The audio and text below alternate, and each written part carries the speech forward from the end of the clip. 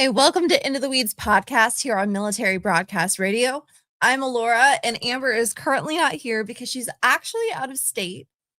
She is helping celebrate my cousin because he just graduated from basic training at Fort Sill in Oklahoma. So, a big shout out to Phoenix. I know he would hate me if he knew that I said his name, but his face is already on the community tabs. So, everybody just go ahead and give that a like and send good vibes Phoenix's way. So, anyway. Thank you all for joining me here tonight. I do have a special guest. It's probably not the special guest you guys are all thinking. But anyway, I'm super excited to have her on. So basically the other day, there's a really big channel. Her name is KallMeKris. She's actually married to Oompaville. His name is Caleb, and she did a video on Gypsy Rose a couple of days ago. And she got a lot of comments basically kind of telling her to check out the FOIAs. So she deleted the video actually, and did a little community post, and she said that she's going to be looking into some of the FOIAs. So I just figured that I would react to her video, or at least as much of her video as I could find on the internet, and just kind of do a little bit of a commentary. So today we have 1980 Millennial Commentates joining us. Thank you for coming on in. Hey, Laura. Thank you for having me. Hello, hello.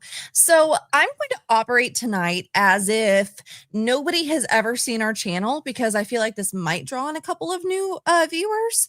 So, Millennial, would you mind kind of telling everybody why you started looking into the Gypsy Rose case? Sure. I am from Southwest Missouri. I lived in Aurora, Missouri at the same time as Dee Dee and Gypsy Rose Blanchard whenever they were there after Hurricane Katrina, before they got the pink house in Springfield, Missouri. I'd never met them personally myself. I did have friends and family who knew them.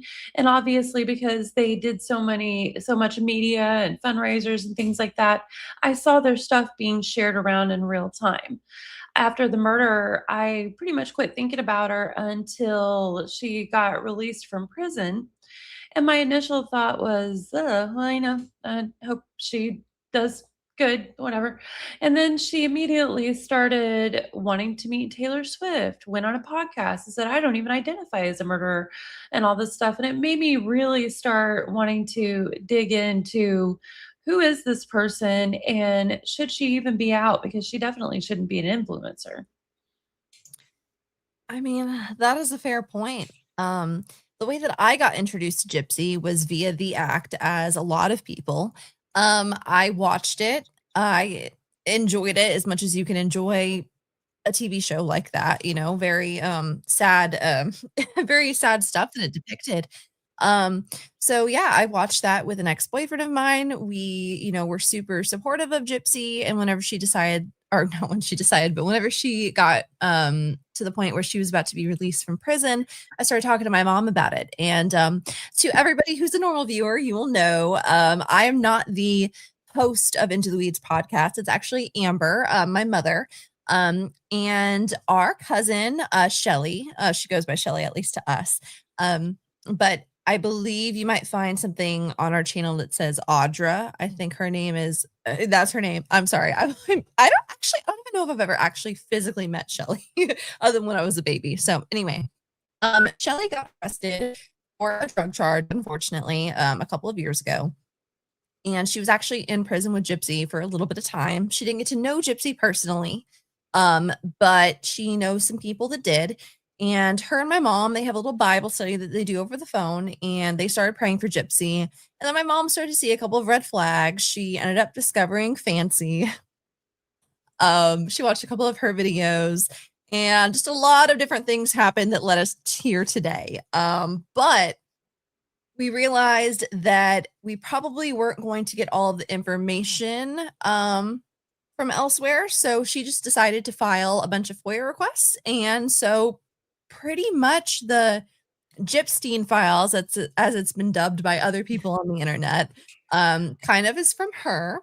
So she's not able to be here today, as I stated before. She's in Oklahoma at the moment. But yeah, so that's why I'm here. And we're just excited to dive into this. And, mad props to to KallMeKris for deleting her video when she realized that she might have been missing some information. I know a lot of people don't really do that. Yeah, absolutely. So yeah, That so was really cool to see, and we're not even doing this reaction to, like, call her out or dog her out or anything. What we want to do is, because she did take the video down and she's going to look into more stuff, we want to go through and help her. Let's correct some things for her. Maybe she'll see absolutely. this. Absolutely. So let's keep it kind in the comments. I don't think that she had any malicious intent. A lot of times, if you're not super deep diving into everything, you're not going to see a lot of the stuff.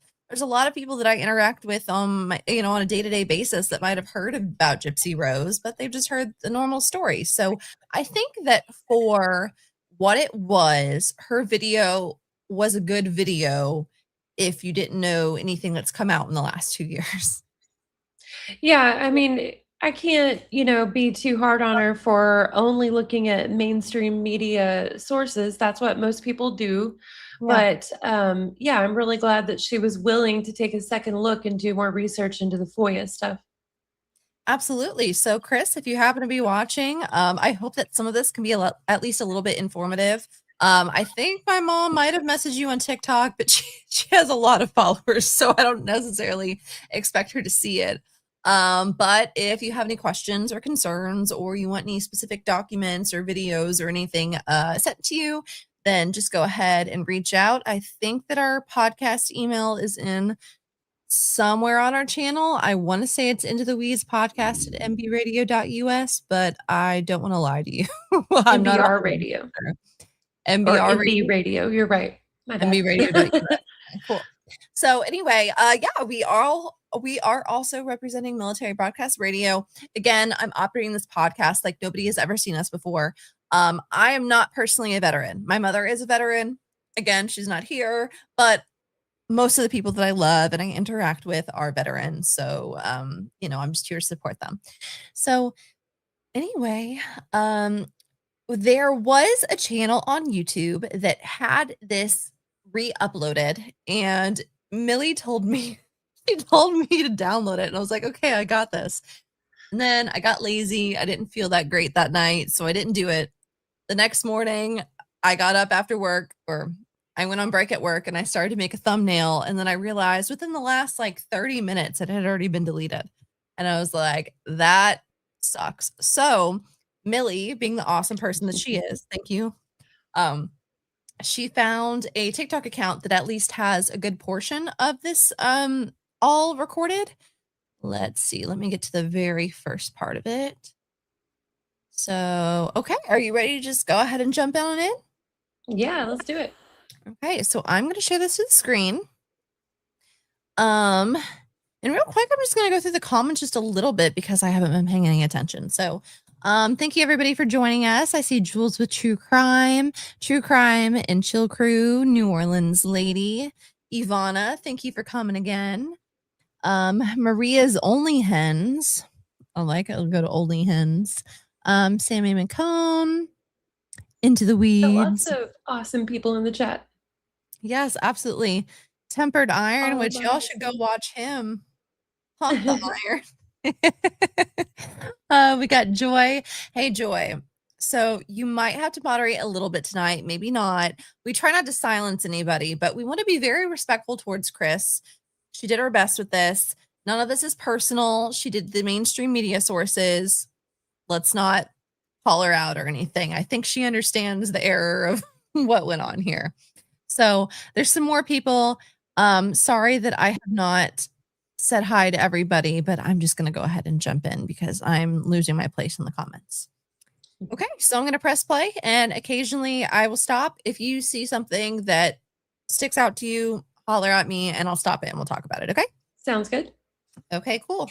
Immediately, and you see actual appointment openings and click to instantly book and visit. So there's no phone calls, no. So let's start in the bayous of southern Louisiana to a small community in Lafourche Parish called Shack Bay, where a little girl lived named Claudine Petra. Now, Claudine, I do have to say it is Petrie. Yeah, she's such a big channel. I wonder if she has researchers. But yeah, it's Claudine Petrie. She might have researchers. Or Claudine, yeah. Sometimes I pronounce things wrong too. It happens. Yeah, no worries. But anyway, let's move on. Was born on May 3rd, 1967, to Emma and Claude Petra. And she would go by many names over the years. To family, she was Claudine. But to friends and to eventually the world, she would become Dee Dee. Now, those who knew her growing up describe a girl who always had to be the center of attention, the little princess, if you will. And relatives would later say that when something happened to somebody else, anything good or bad, Dee Dee usually found a way to make it about her. We all know somebody like this in our life, right? You can't tell somebody a story. You know, I do have to say though, I like the little her and her husband both do this where they do a video and they have like 2 cameras and then occasionally they turn to the other camera. I kind of think that's a vibe a little bit. Yeah, that's some. They definitely have top-notch editing. No, absolutely. I'm trying to like pause every so often just for like, oh, Oats just jumped Yeah, up on definitely. me. Say hello to the chat, Oats. Oh, you're on my wire, but We that's should probably thank the TikToker Ivy Rose 58 for getting this screen grab. Like, yes, and it saved our butts there. Thank you so much, Ivy Rose. Feels like there's a lot of Ivy Roses and Ivory Roses around here. Right. Confusing.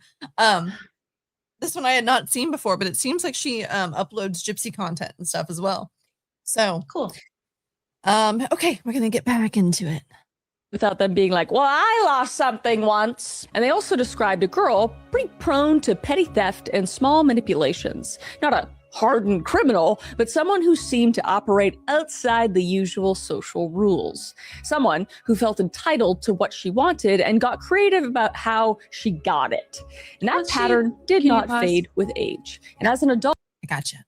What's she talking about with petty theft as a girl? I only remember Dee Dee having the bad check charges, and then her and Gypsy got caught stealing at the Hobby Lobby. Yeah, that's all that I know of on paper. I can't remember her friends or family mentioning petty theft, but maybe I feel like I've forgotten more about this than most people will ever intake. So that is a fair point. That's why I'm so glad to have you on here, because just trying to tackle all of the points myself is insane. New Orleans lady in the comments said that that's all that she knows of too. She lived around Dee Dee. Yeah, New Orleans lady knew Dee Dee a little bit back in the day. So yeah, that's all that I've heard of as far as petty theft is concerned.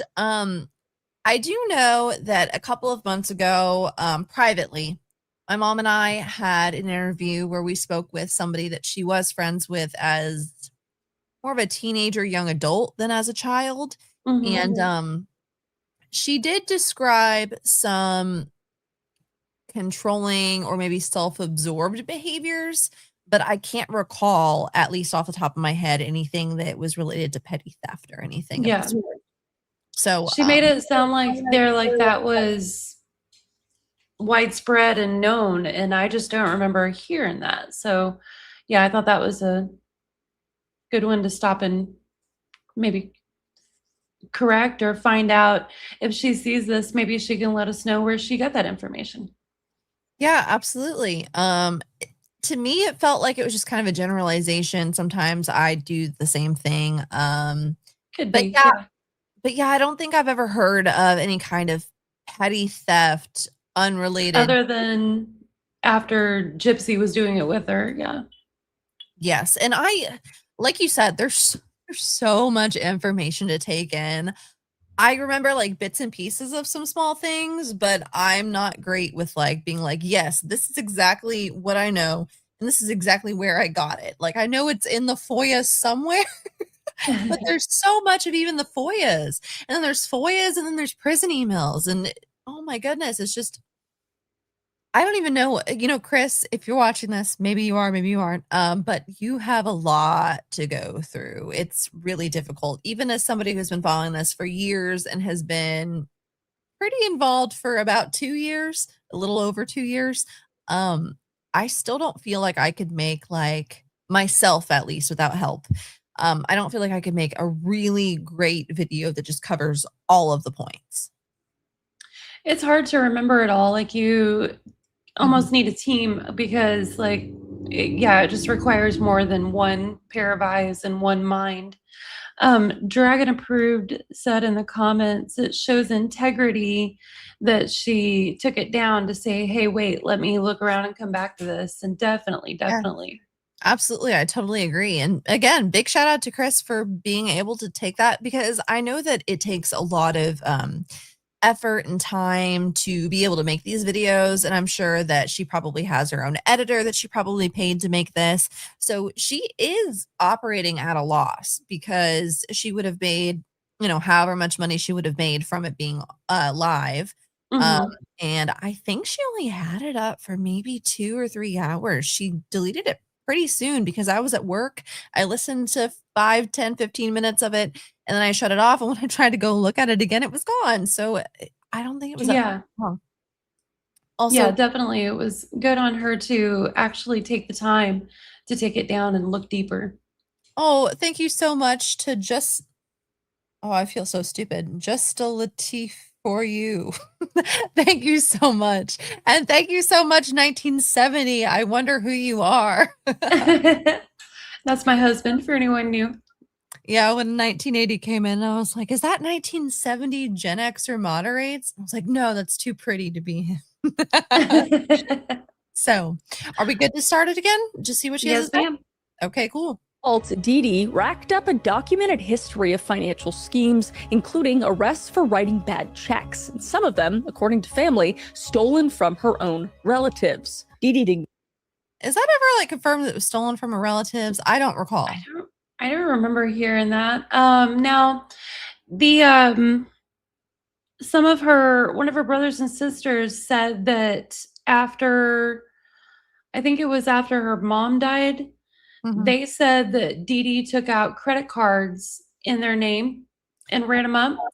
I've never seen documentation of that. That's just things people have said. That's fair. So I a lot of the things, we've been able to find documentation for, such as the bad checks in Louisiana and different things like that. We have found documentation for things where Dee Dee did have problems here and there. But yeah, some of the stories are just stories. We've never been able to find anything to back that up. and I don't mean this as any disrespect to her family, but it doesn't seem like her family really liked her too much, and I don't know what that's for Yeah, because and they change their stories about her a lot. They will be defending her name one day and then running it down the next and talking about how awful she was. So just is what it is, as Ryan would say. Like, I don't know how reliable they are. yeah, no, that's a fair point. Okay, let's get back into it. give a fuck. But one detail from Dee Dee's childhood stands out above all the others. And as a girl, Dee Dee had a heart murmur, a common, usually minor condition, but her mother, Emma, responded by shielding Dee Dee from the world. And if you know anything about this entire case, this may sound familiar. But she was known for keeping her home, keeping her close, and treating her as the sick child. So Dee Dee learned something from that experience. And what she learned is what illness does and how it draws people in and how it opens wallets and softens hearts. And how being sick or caring for the sick earns a kind of attention that nothing else can. So as a young woman, Dee Dee trained as a nurse's aide. And on paper, that was like a pretty practical career Was choice, that ever right? confirmed? But in practice, it What was what confirmed? What exact kind of training she got? I didn't think it was nurse's Medically? aid, but I could be misremembering that part. When I heard that part of the video, it did raise a flag to me where I was like, I don't recall that, but Yeah, there was some sort of training, and I think she did do work at a hospital. New Orleans lady, if you're in the comments, can you shed some light for us, maybe? yeah, But I didn't think it was nurse's aid. I thought that was eventually corrected, but like I said, I might just be misremembering. So if you want to go on ahead and I'll watch the comments. We can. Thank you so much. You two made me write the long username. Oh, you know what? That's fair. That's fair. You got to have a little bit of something so they can differentiate you from everybody else. So again, thank you so much. Wasn't a nurse, RNA. Yeah, I'm not sure. So and I also want to make this very clear. There's some things that we're going to talk about we don't know for a fact. And no matter what, we can read documents and we can think something, but there's his side, her side, and the truth. And it's somewhere in the middle there. I feel like there has to be at least a nugget or two of truth in this story because the best liars draw from a little bit of truth. Yeah. So I don't want to pretend like I know the whole story whatsoever. We're just trying to shed as much light on the misinformation as we can, clarify what we can, I feel like. So I'm going to press play. Just gave her 3 things: the language of medicine, symptoms, treatments, and terminology, and access to medical settings, and an understanding of how hospitals actually worked, and credibility, because that trust that people naturally extend to someone who cares for patients. People just, like, if you're a nurse isn't going to brush. Yeah. I don't know that it really gave her that much credibility because we've all seen, most likely, anyone who's been in this case for a while, Dee Dee's list of Gypsy's conditions, everything was misspelled.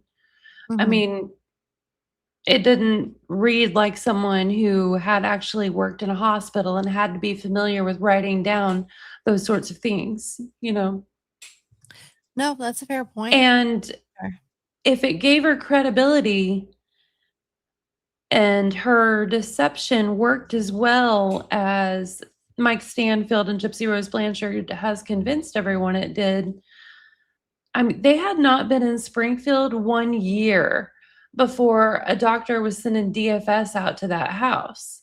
And the reason why they left is because they realized Gypsy was over 18. They didn't have jurisdiction over her. And because she chose to act malingering herself, whether it was by, teaching or whatever, she chose to act in a way that caused them to notate that she appeared to be obviously mentally disabled. So, yeah. Anyway, I had to stop and have a little ramble there. Sorry. No, for sure. You're good. I appreciate your commentary. You aside and be like, oh, you don't know anything. I mean, you're a nurse, right? And now, before we go any further, this is important to note in that what you're about to hear are allegations, claims made by Dee Dee's own family, mostly after her death. And she was never actually charged with any of it, and it can no longer be proven, so take everything with a grain of salt, all right? But her relatives insist the warning signs were there all along. Now, in 1997, Dee Dee's mother, Emma, became gravely ill, and Dee Dee naturally stepped into the role of caregiver, the devoted daughter at the bedside, And Emma would die later that year, and some of the family members would later claim they believed Dee Dee played a role in her decline, and that under Dee Dee's care, Emma seemed to get worse and worse and not any better. And her stepmother, Laura Petra, went even further, and she alleged that Dee Dee tried to poison her with weed killer after an episode she claimed. So, has that claim ever been substantiated? Is that something, I mean, I've heard it, but have I ever heard that that's actually true? So that was a thing that Christy Blanchard said. Now, in your mom's FOIAs, there was a police interview where I think it was Laura, Claude's wife, started. It was so weird. They called to tell them that Dee Dee they found her body, that she was dead. And if I remember right, Laura started going off about how Dee Dee had poisoned a cactus, and Gypsy said, I saw Mama putting the spray in the food or something like that. But I don't remember if they were talking about Emma or if they were talking about trying to accuse her of another time. But it was all every rumor that I've been able to track down about that didn't seem to surface until after the murder.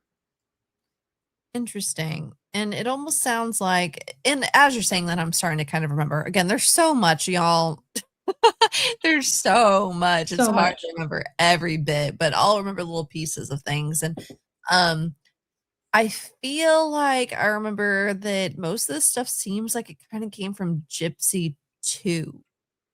Yeah, what was really, really strange whenever I was listening to that phone call, the recording, um, it sounded like Laura and Claude were going off running Dee Dee down the road in front of Gypsy without Dee Dee around. And as a child, trying to please, that Gypsy like tried to think of something else to say about Dee Dee. That's just my pure speculation. That's just the feeling that I got listening to that. Yeah. And which doesn't mean anything. I'm not a trained person in human behavior. It's just the feeling I got, you know? Yeah, totally. I totally get it. But yeah, I don't think that, for the record, I don't think that any of these claims about Dee Dee harming her mother have ever produced any evidence other than people that already seem to either not like her or have a reason to talk crap about her. It doesn't seem like this really comes from anywhere but that. But again, I'm not trying to say that nothing ever happened because again, nobody really knows. Anything could have happened. But in my personal opinion, I don't believe that Dee Dee had anything to do with the death of her mother. I could be proven wrong, but from all the evidence I've seen, it doesn't seem to be substantiated by any evidence. So, okay. James left her bedridden for months. Now, again, This notice means nothing for. And I I messed that up. I think I was at like 3 minutes and something. We're going to start here. Oopsie, guys, my bad. some of the family members would later claim they believed Dee Dee played a role in her decline, and that under Dee Dee's care, Emma seemed to get worse and worse and not any better. And her stepmother. I'm going to pee real quick and I'm going to let this keep going. So when I come back, if there's something you want me to pause and talk about, then we'll go ahead and do that. Sorry, y'all. No I had problem. 7 brew before I got on. Mother Laura Petra went even further, and she alleged that Dee Dee tried to poison her with weed killer after an episode she claims left her bedridden for months. Now, again, these are allegations, but, with the history we're about to go over, I'm not going to put it past her, to be honest. And years later, when the full story of Dee Dee Blanchard finally came out, her family didn't react with disbelief. So that says something, too. They just kind of reacted with recognition. So in the middle of 1990, Dee Dee, now 23 years old, met a young man at a bowling alley, and his name was Rod Blanchard. Now, Rod was 17, and the relationship started to move pretty fast, pretty quickly. And within months, Dee Dee was pregnant, and before the year was out, the two were married. And Rod would later admit he was in over his head almost immediately, because, he was just a teenager. And by his own account, the wedding happened not because he was in love, but because it felt like the right thing to do. And unfortunately, it wouldn't last. And Rod said that he woke up on his 18th birthday, took stock of his life, and realized the truth, that he didn't love her, and he left before the baby was even born. Now, on July 27th, 1991, Dee Dee gave birth to a daughter, and she was 24 years old, newly separated, and now a single mother. And the baby's name was a compromise of sorts. Okay. Was there anything that was worth mentioning or commentating on? She not really, other than the fact that she said, based on what we're about to go over about Dee Dee, I wouldn't put killing her mother past her, which, given what we all know from the FOIA, seems wildly harsh. Yeah, no, that's a fair point. I would agree with that sentiment. Yeah, Dee Dee had issues. I don't want to pretend like that wasn't true. She probably had some mental health issues. And I personally believe, that there was probably a toxic element in the relationship between her and Gypsy in some regard. And I don't know what that extends to. And she did have an incident with the pizza man, which, Mhm. we were actually talking about that earlier today, you and I. Yeah.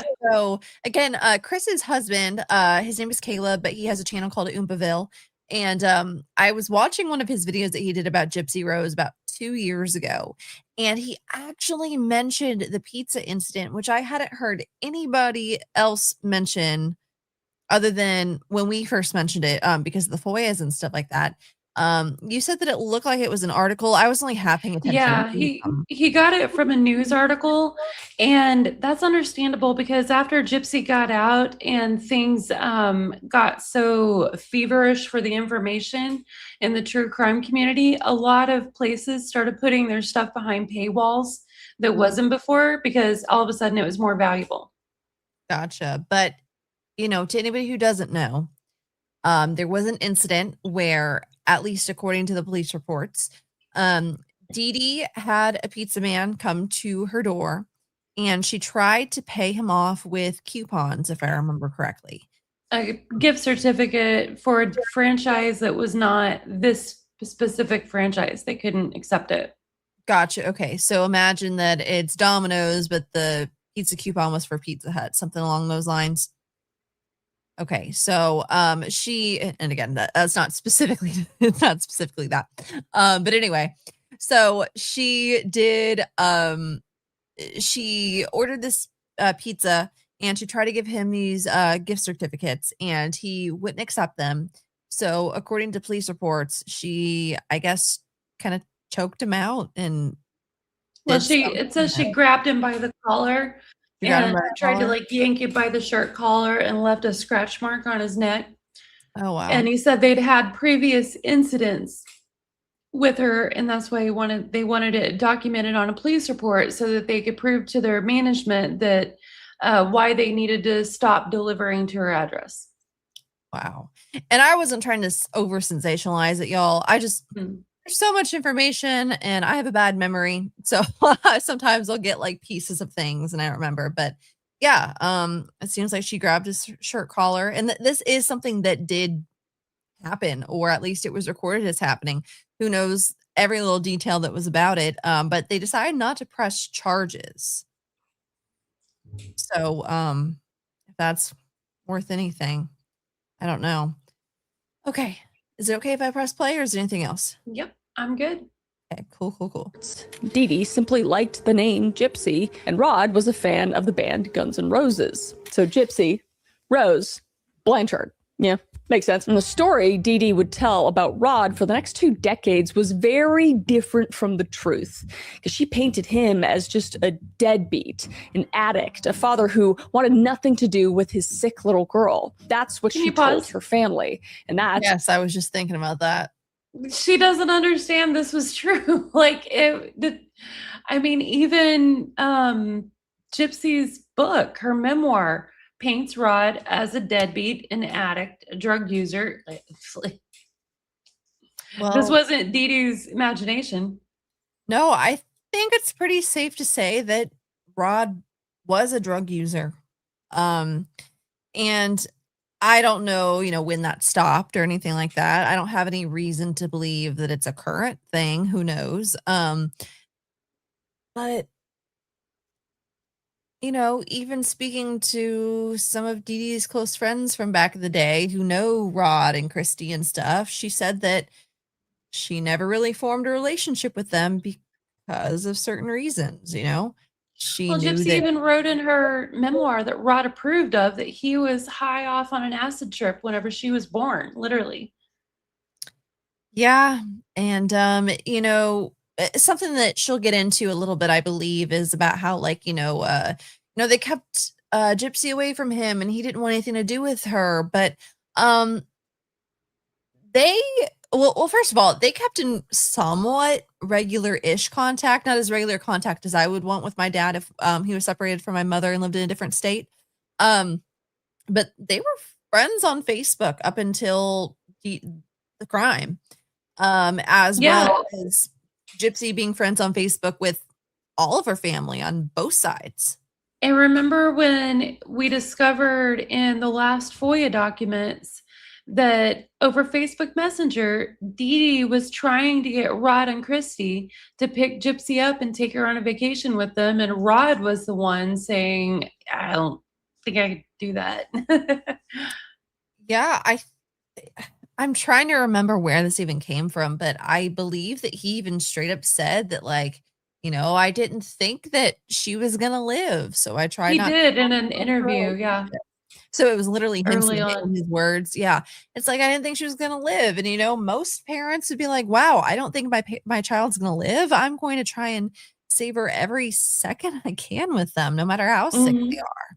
And if I recall correctly, I believe that there was even an instance in which they might have gone to Disney and or they were on some trip and Rod and Christy and Mia and Dylan and all of them, they were actually somewhere nearby wherever they were vacationing and they were trying to get them to hang out with her for longer, but they only saw her for like an afternoon or something and then they just left her to be with Dee Dee.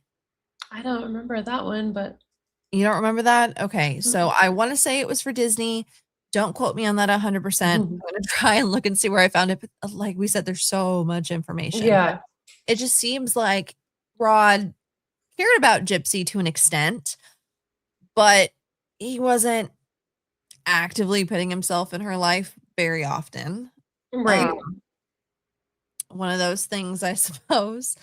Um, yeah, I don't know, and, something that a lot of people don't realize is Gypsy has a sister that's only a couple of months a difference from her. Yeah. Yeah, I'm not Rod had another woman pregnant at the exact same time as Dee Dee. which That was not Christy. no, it was not Christy. And which I will say that Dee Dee was 100% in the wrong for messing around with a man that was not even a man who was like 17, whatever. I find that weird and gross. But he wasn't exactly like interested in being monogamous. And I think it's safe to say that with a lot of the prison emails that came forward, that even with Christy, the so-called love of his life, he's not faithful. He's not faithful. He No. isn't. I have that proof 100%. He's not. Janice said pimp juice. Yeah. Crap, I lost what I was gonna say. Sorry. Go No, ahead. you're good. Something about him being unfaithful, the cookie lady, maybe. I don't know. No, it was He did, for the record, to anybody who doesn't know, he did try to basically run away with a woman in Canada that baked cookies at the time. I don't think that her cookie shop survived COVID, but she did have a bakery. And, I don't know what to say about it other than cookie lady. the cookie lady and Rod liked to get around. I mean, what can you say other than that? So, anyway, do you have any other thoughts? Nope, I'm good. Okay, cool.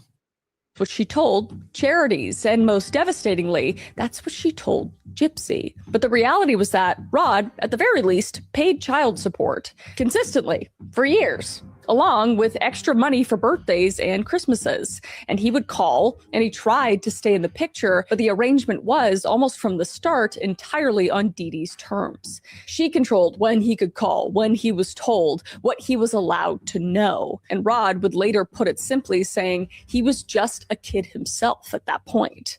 And like everyone else in this, Which, I mean, Rod, I have a lot of things that I think about you, but I mean, fair, he was just a kid himself. Oh, that is what I was gonna say. Okay, I remember someone telling me that there's a possibility that Dee Dee might have thought Rod was 18 because Yeah. they met drinking in the bowling alley. And at that time, the legal age for drinking in Louisiana was 18. Really? Rod was underage drinking. Interesting. Interesting. That sounds, again, who knows? But that sounds Yeah. like it checks out. Who knows? But in the interest of fairness, I thought it was important to point that out. The legal age for drinking at that time was 18, and Rod was 17 and drinking in the bowling alley. So there is a possibility that Dee Dee didn't know. I don't think she was 24. Well, She was 24 when she had Gypsy. So would she have been 23? Because that's really what they Yeah, I say. was thinking 22 or 23. Yeah. Yeah. So I will make a comment about the podcast a little bit later. Oh, thank you so much, Cherokee girl. But yeah, I mean, in the very least, she was 23. I'm 25. It's not illegal, but personally, I would not look at an 18-year-old. But Yeah.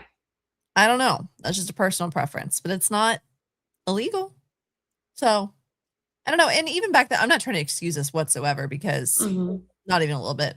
But, you know, my grandparents and other people within a 20 to 30 year time frame that are close to me, they got married at really concerning ages with really concerning age gaps, or at least concerning now. You know what I mean? So Yeah. I don't really even know what to say about it. So anyway, I think I'm just going to leave it there. Story, he didn't know the half of it. Because within a few years of Gypsy's birth, Dee Dee began taking her infant daughter to doctors with a concern. She said the baby wasn't breathing right in her sleep. Sleep apnea, she would suggest to them. And doctors would run tests, but the tests would find nothing. But Dee Dee would keep going. And it was the first thread in what would become a 2-decade medical fiction. Just a story so elaborate and so detailed and so just relentlessly maintained that almost no one who encountered it ever questioned it out loud, at least. And I feel like before we get any further, I really want to talk about Munchausen syndrome by proxy to really get what was going on in this house. Now, today, clinicians call it factitious disorder imposed on another, or FDIA. And it is widely considered one of the most difficult forms of child abuse to detect and also to prove or even to stop. So that's kind of why I want to explain it, just so everybody knows. So like maybe you actually spot it or notice it, and you can even report it if you see it happening. I also want to mention something important to note is that Dee Dee Blanchard was never formally diagnosed. She never sat across from a psychiatrist and received that label, and now she never can. But experts who have studied this case say her behavior fits the profile with almost textbook precision. So we can. So the first thing I want to say is you cannot diagnose a dead woman. And that doesn't mean that she did or did not have, you know, factitious disorder imposed upon another. But you can't diagnose a dead woman with anything. Secondly, or is that the way I say it? Anyway, it doesn't matter. The other thing I would like to point out is, like I said, we've had conversations with lots of people that haven't necessarily been broadcast to everybody. One of the conversations that we had, again, was with somebody that was close with Dee Dee at one point in time.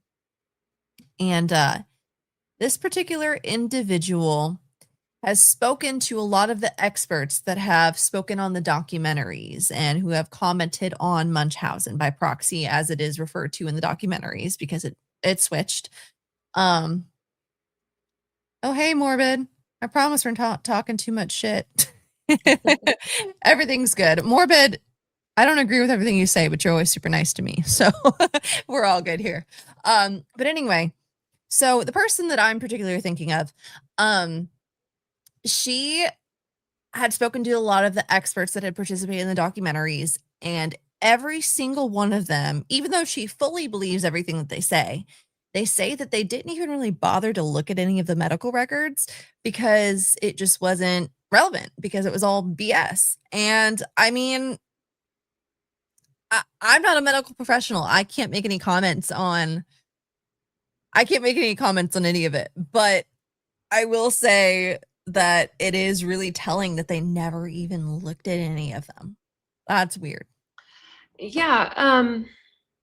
Because how do you know? And you know, something you and I have talked about a lot, and I think probably after we're done with the videos we'll go over, is today I told Laura I've been trying to get a hold of a copy of the DSM-5 manual for the actual diagnostic criteria of MBP, factitious disorder imposed on another, because it's been updated, and the old definition, and to a certain extent, in my opinion, the new one, they're so vague that it feels like any hypochondriac parent or someone just with, medical anxiety or over helicoptery or scamming, whatever, could get diagnosed with MBP. And people believe and assume that being diagnosed with MBP means that you're medically abusing your child, like the people who've actually killed their kids by injecting fecal matter in their veins and stuff like that. Like, Mhm. those are the worst cases of MBP, not Dee Dee Blanchard. Now, whenever you look at the definition of factitious disorder imposed on another, it's very obvious that the reason why most people think that it's just such an open and shut case is because Gypsy could walk. She didn't need the wheelchair. Now, we know from the FOIAs that there's a pot. Gypsy claimed herself that she'd been lying to Dee Dee about the feeling in her legs. But then we also know that the doctors didn't find muscle atrophy in Gypsy's legs. So she had been walking behind closed doors. Now, she's always really, really just virulent about making sure that no one says that. There was a live stream that Ken was on, and Ken was saying, oh, yeah, like Dee Dee blacked out the windows so that nobody could see that Gypsy could walk and inside. Well, Gypsy freaked out and had a fit, and she made Ken go live again to correct that. She's like, no, no, no, no. I had to use the wheelchair inside too.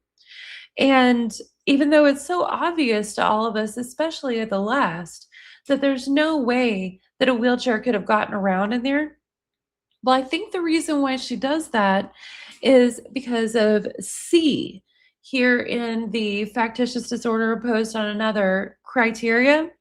C, the criteria is the deceptive behavior is evident even in the absence of obvious external rewards.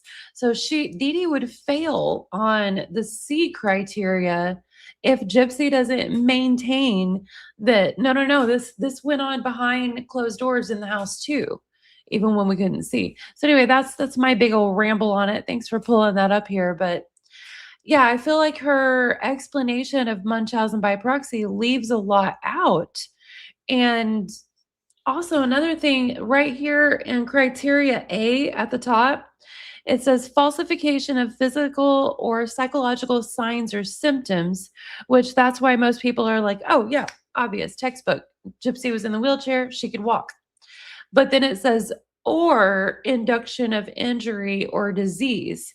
So the medical abuse can be a part of Munchausen by proxy, but it's not required for the diagnosis. And I think that's why so many people get so confused, and they're just like, oh, well, it's obvious a textbook case. Well, if you bring into context the possibility of child malingering, which, a lot of people have suspected that Gypsy did, and all these other things, and then also the very, very likely possibility that it did not go on behind closed doors. It was not evident with the absence of external rewards. Then it all starts falling apart a little bit, Absolutely. I actually took this picture today. Right after I got off of work, I went to the library and I saw that they had the DSM-5. And so I just went and I'm like, okay, let me see if I can find this. And actually, the way that they organize this, clearly I'm not smart enough to be the kind of person to read the DSM-5. But the way they organize this is confusing as hell, even by like the numbers and like letters and stuff. Like I would be on like F60 and I would keep going and I would never find F68, which is where it was supposed to be back to. So I had to go up to the librarian and ask her for a little bit of help. She helped me out a little bit. Would you mind, since this is something that you're more something that you really think about and something that you wanted to talk about, would you mind just kind of reading out some of this stuff? And then in a second, before we get back to Kris's video, we can go ahead and put up the definition of malingering that I also took a picture of today. Yeah. So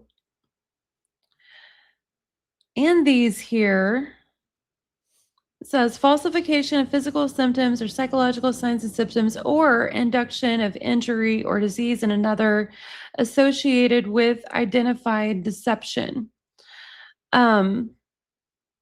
There is nothing in the criteria that would indicate that if a child actually was sick, actually had, for instance, let's say an undiscovered chromosome disorder that wasn't found until later, what to do in that case. Like it really seems clear to me that these would fail.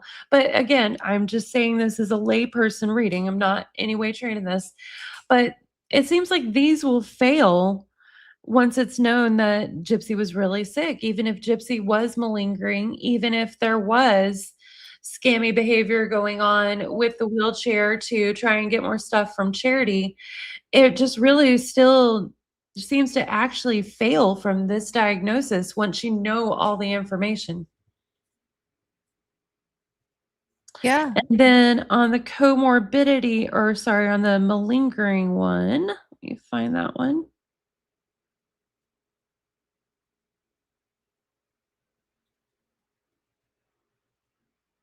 Sorry, I sent you like 3 different screenshots.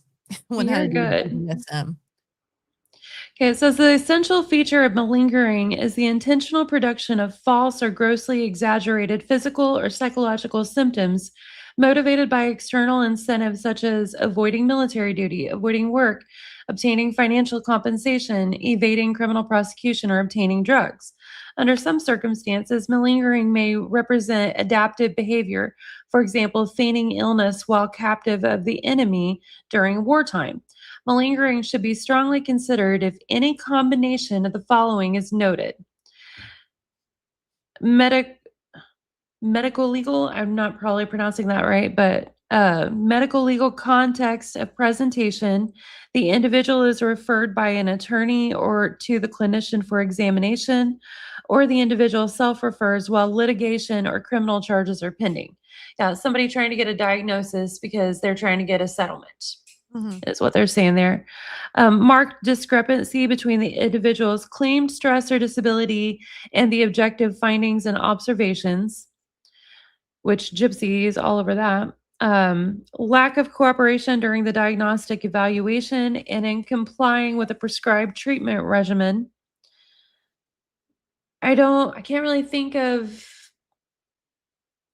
any noted instances of Dee Dee not complying with any treatment plan that they gave her, Gypsy. Not to my knowledge, but I don't know all the intimate workings of the Same. As far as we know, anyway. The presence of antisocial personality disorder. Well, that's a big question, for we can't. Dee Dee doesn't seem to have an antisocial personality disorder because of the way that she talked to all of her neighbors constantly. That consistent upbeat, if it was, some sort of fake put on due to a mental health disorder, it probably wasn't that one, I wouldn't think. But once again, I'm just a layperson reading stuff. But yeah. It says malingering differs from factitious disorder and that the motivation for the symptom production is malingering in malingering is an external incentive, whereas in factitious disorder, external incentives are absent. Sorry, I kept losing my place there. Malingering is differentiated from functional neurological symptom disorder, conversion disorder, and other somatic symptom-related mental disorders by the intentional production of symptoms and the obvious external incentives associated with it. Definite evidence of feigning, such as clear evidence that loss of function is present during the examination but not at home, would suggest a diagnosis of factitious disorder if the individual's apparent aim is to assume a sick role, or malingering if it is to obtain an incentive such as money. So if a person qualified to make a malingering versus factitious disorder imposed on it, or factitious disorder on self, either way, if a person qualified to make that diagnosis, I think, would have saw Gypsy's video where she says that she'd been lying to her mom since 2011 about the feeling in her legs because she was afraid her mom wouldn't love her so much. I think they would definitely diagnose her with malingering. Probably. Malingering, definitely. Again, as somebody who knows nothing about any of this stuff, it seems to fit the picture a little bit more. But like you said, I wish I had an old version of the DSM that had Munchausen by proxy in it. I'll do some research and see if I can get something in it. But we only thought about this like a couple of hours ago. You know what I mean? Yeah. But Munchausen by proxy seem to be pretty vast and wide, like you said. So, I mean, it's possible that by the technical terms and the broadness of it, that she could have very well been diagnosed with something like that. Yeah, the old criteria for Munchausen by proxy was really screwed up. Like female used to be a part of the criteria. Fucked up. Very misogynistic, in my opinion. And hang on, there was a comment that made a good point I wanted to mention. Can't find it now. If you find it, let me know who posted it and I'll try and put it up on screen. Sorry, I haven't been paying as much attention to chat this time. Yeah, no problem. But yeah, I can't find it. Oh well. There was something I'd been forgetting to say. About malingering. Well, shall we go back to the video?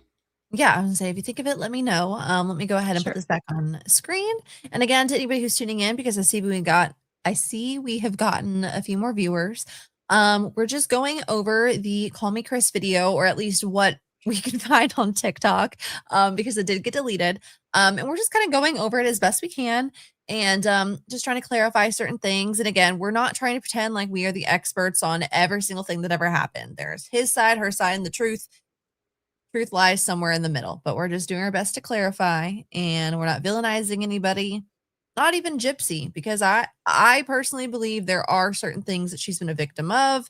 Maybe not the certain things that everyone accuses her of being a victim of. But I have a lot of thoughts. So let's just get on into it. Safely say she had it, but she never actually got diagnosed. So I just want to make that clear. As we walk through what FDIA is, keep her story in mind. But here's how it works. A caregiver, most often a mother, fabricates or exaggerates or even induces illness in someone under her care. And usually that is their child. And the goal typically isn't to kill the child. The child isn't even really the target. The child is more of a prop. And it's kind of like a means to an end. And the end is a role. The devoted caregiver at the center of a medical drama. The tireless mother at the bedside. The hero. Just disgusting behavior, basically. But regardless of it not often being about killing the child, it can often turn deadly. And children have died from unnecessary procedures, from medications they never needed, or from induced symptoms that spiraled out of control. So the abuser may not set out to kill, but intent doesn't limit the damage. And the profile of a typical FDIA perpetrator is strikingly consistent across documented cases. They often experienced illness or neglect in their own childhood. Many were treated as the sick child themselves, which we know happened to Dee Dee. And they frequently have a background in medicine or caregiving, like nursing, home health. The pattern is patterning here. And they often have enough training to speak the language and know the system. They are charming and persuasive, especially with medical professionals. And they are extraordinarily skilled at manufacturing the appearance of love. So just point by point, this is Dee Dee Blanchard, right? But what makes FDIA nearly impossible to catch is that the entire medical system is built to trust the person Dee Dee was pretending to be, because doctors are trained to listen to the caregiver at the bedside. And a tearful, really knowledgeable mother isn't usually the first suspect. So FDIA perpetrators don't just exploit their children, they exploit that trust as well. And besides the obvious psychological rewards of having Munchausen's by proxy or FDIA, there are practical rewards as well. Like a sick child generates sympathy, and sympathy often generates things like donations, like charity trips, like free housing, like community support. And for a woman with Dee Dee's history, the bad checks, the schemes, and the lifelong talent for getting what she wanted, a chronically ill daughter wasn't just an identity, it was now an income. So let's talk about her daughter, Gypsy Rose Blanchard. An income would point more towards malingering than Munchausen, or I'm sorry, factitious disorder imposed upon another, correct? Yeah, definitely. And does she even know about the chromosome deletion? So I think there's a point where she says something. I'll pause it when it gets to that point. Okay. However, I remember reading in her comment section that she said that she had kind of skipped over that part and forgot about it a little bit. But that might have a little bit more to do with things than she might realize. So Yeah. what if we get to it, then I'll go ahead and pause it. But I don't think this is the whole entire video. I could be wrong, but we'll see. We'll see. Now, by every meaningful measure, Gypsy was a healthy baby. But almost from the beginning, her mother was telling doctors. Huh?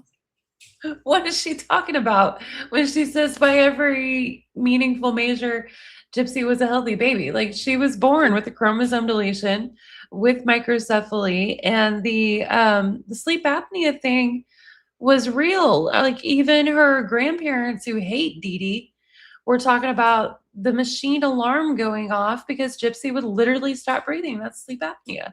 And they'd have to wake her up to get her breathing again. So go anyway, just had to do a little rant there. Like, what is she saying? And you don't have to sleep with this. Sorry, my boyfriend and I call it sleep app as like a joke. He literally was just texting me about his earlier. But you don't have to sleep with a CPAP in order to survive or live or whatever when you have sleep apnea. Again, like I said, I was just talking to someone I'm very close to, told me that he tried to use his last night and he was struggling, and he's had sleep apnea for Lord knows how long, and he's only used his sleep apnea machine like a handful of times. So it's not like if she just doesn't use it, she's gonna like automatically it's the end of her or anything. It's one of those really complicated things. Even my parents, both of them have sleep apnea. Neither one of them are using that CPAP machine. Never, ever. So, but yeah, you're right. Healthy baby. How do you know? You still had microcephaly. You still had a chromosomal microdeletion that wouldn't be discovered for apnea, 18 or so years, So, okay. Doctors otherwise. And it started really small. And that's kind of important to understand. It doesn't start with like, she has cancer. And then the doctors are able to prove that she doesn't have cancer. And she's like, that didn't work. It starts small, right? And for her, it began with sleep apnea and a breathing monitor, an honest concern that any doctor would take seriously, and none could easily disprove. And Dee Dee knew this. So when tests came back normal, Dee Dee didn't stop, and she found new doctors and figured out some new symptoms to give them and had some new concerns. So small enough to be plausible and specific enough to demand attention. But again, if you don't know about a certain disorder that your child or even yourself has or have or whatever, you're going to do certain things in order to try and test to see if you have this problem or that problem. Yes, and that just made me remember the comment I was trying to find earlier, and I couldn't find it. It was Murray Kell, I believe, said, I've been reading a lot about people getting accused of MBP who have chronically ill children, and that's something me and you and your mom have went over on my channel several times before. There was a bunch of people, I believe, in Seattle who tried to sue another one of these MBP experts because multiple families lost their entire livelihoods fighting false MBP accusations. Yeah. Oh, you kind of timed out there. Are you glitched out for a second? Did you have something else to say after that? I'm sorry. I just heard about okay, sorry. You just went, okay, my bad. Anyway, I'm going to continue. then it would grow. And by the time Gypsy was a toddler, Dee Dee was claiming her daughter had a chromosomal disorder. And then came the feeding difficulties. That's what I was gonna pinpoint. That's where she said it. Yeah, she does have a chromosomal disorder though. Like even Rod says it in one of the documentaries. Like yeah, it just does. We don't even need the medical records to say that. Gypsy herself has said that if her and Ken have another baby, they'll probably do IVF because they, according to her, if she's telling the truth, they got lucky that their current baby didn't inherit the microdeletion. So I don't know why anyone would act like the chromosome disorder isn't real at this point, you know? Yeah. And I pray to God that Aurora doesn't have the microdeletion. Right. I hope she doesn't have any kind of problems. Mm-hmm. And Aurora does exist, y'all. Anyway.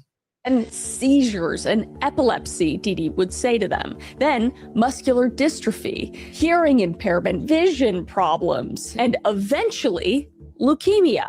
And by age 8, Gypsy's supposed medical file read like a pediatric ward's entire caseload concentrated all in one small girl who was, again, healthy, but she would even be placed in a wheelchair because Dee Dee said she couldn't walk, and a feeding tube was inserted, and Dee Dee said it was because she couldn't swallow, and a breathing machine was strapped to her face each night because Dee Dee said she couldn't breathe in her sleep, and a battery of daily medications flowed through her system, enough, one expert would later note, to level a healthy adult. And during those early years, Gypsy actually went to school. I'm sorry, I was reading a comment whenever you said that. What was it that she just said? She said that there was enough medications flowing through her system, as one expert put it, daily to level a healthy adult. Never heard anyone say that. And the most we've heard about Gypsy getting medication she didn't need was her talking in her own memoir about stealing her mom's pain meds, crushed them up and put them in her own feeding tube. Yeah.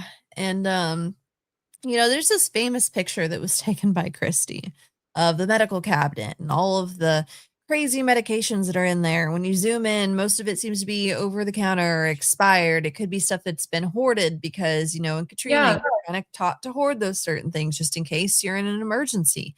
And, four or five of the big jugs in the bottom of that have poopy meds written on them in a Sharpie. It's Miralax. Yeah. It's like, Gypsy had to request Miralax in prison sometimes. So yeah, I do recall hearing about that, and it's like those poopy meds. If y'all were to see my parents' medication cabinet, even now that we've cleaned out a lot of it, or before it got cleaned out, or back when they were on all kinds of medication, y'all don't even know the shit my parents were on for years and years and years, prescribed to them by their doctors, and the endless stuff that they had that was just extra or expired or anything like that they didn't even use on a daily basis. A family member of mine had a spouse that passed away a few years ago, going to the house, and they also had a disabled child that was living there as well. You would not believe the stuff that just gets sent to you. I mean, they must have had 100 packs of just even baby wipes. Just everything. They overload you with shit, basically.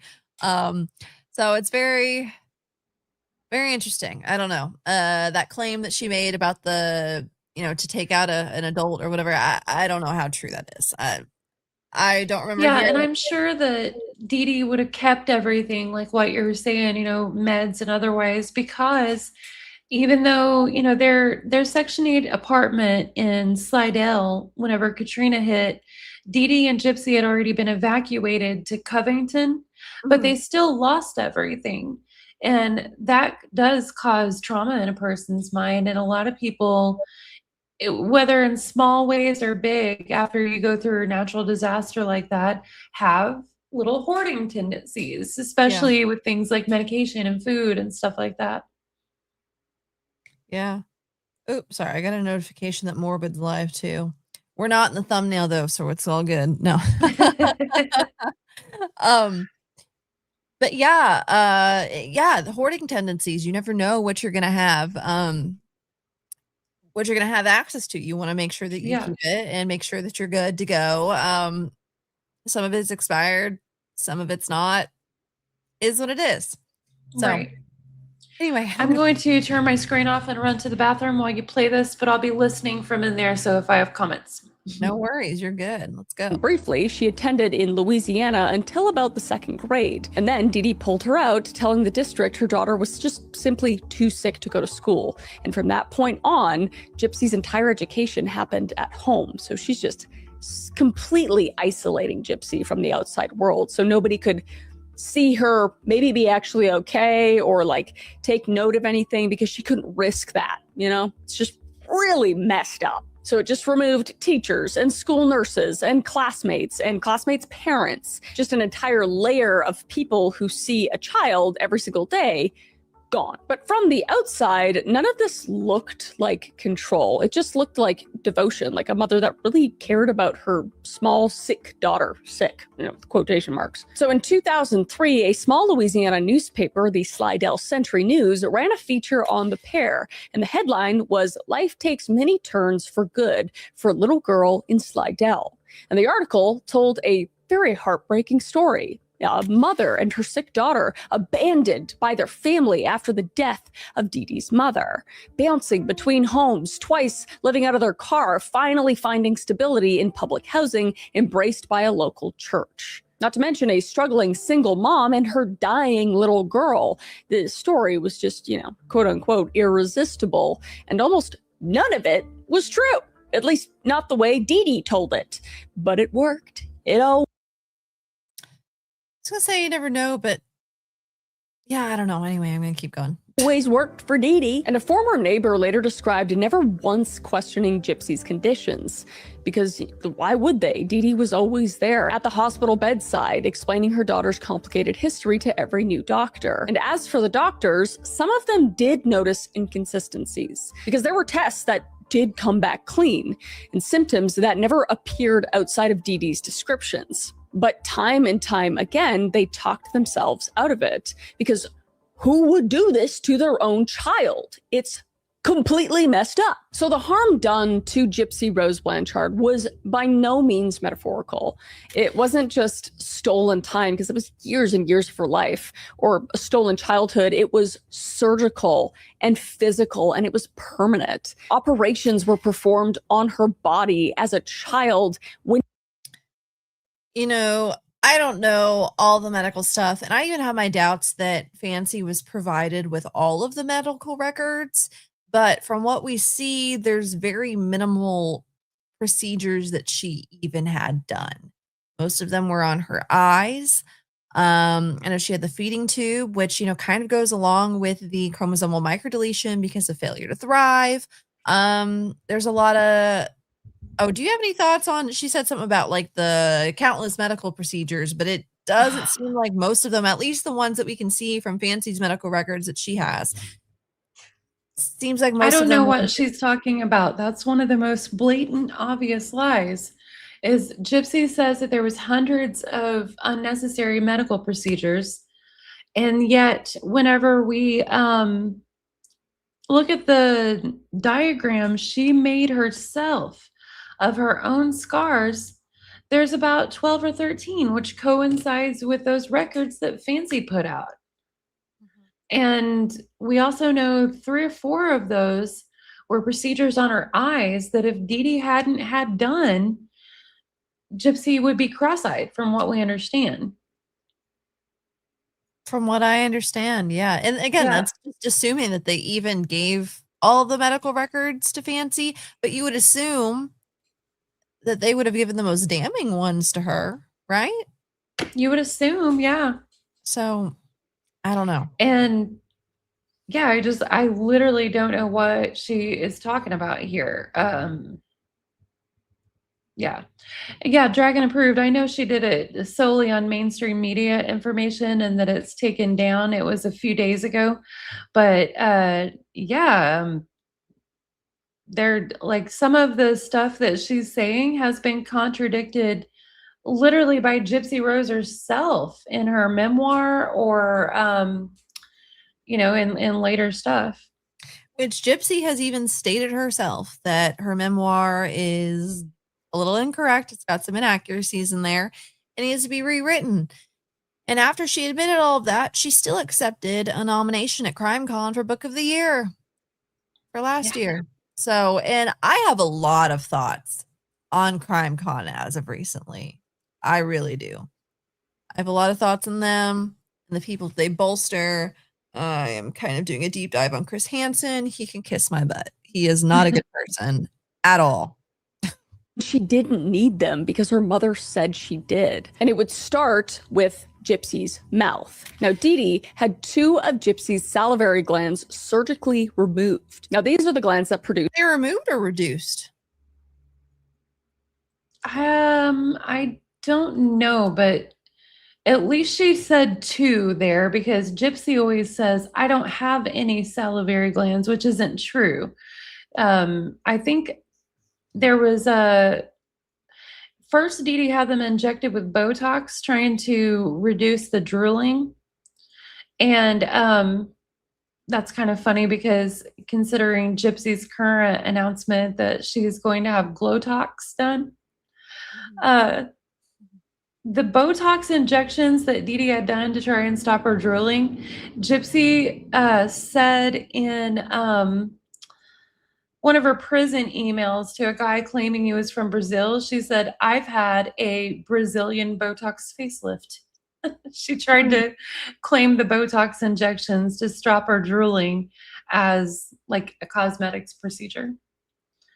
Yeah. But yeah, there's, I don't know, so much that she's saying here. It's like, even if you just took mainstream information, like, did she look at the things that Gypsy has said about this stuff even? Because like so much is contradicted. And again, I'm not dogging KallMeKris here.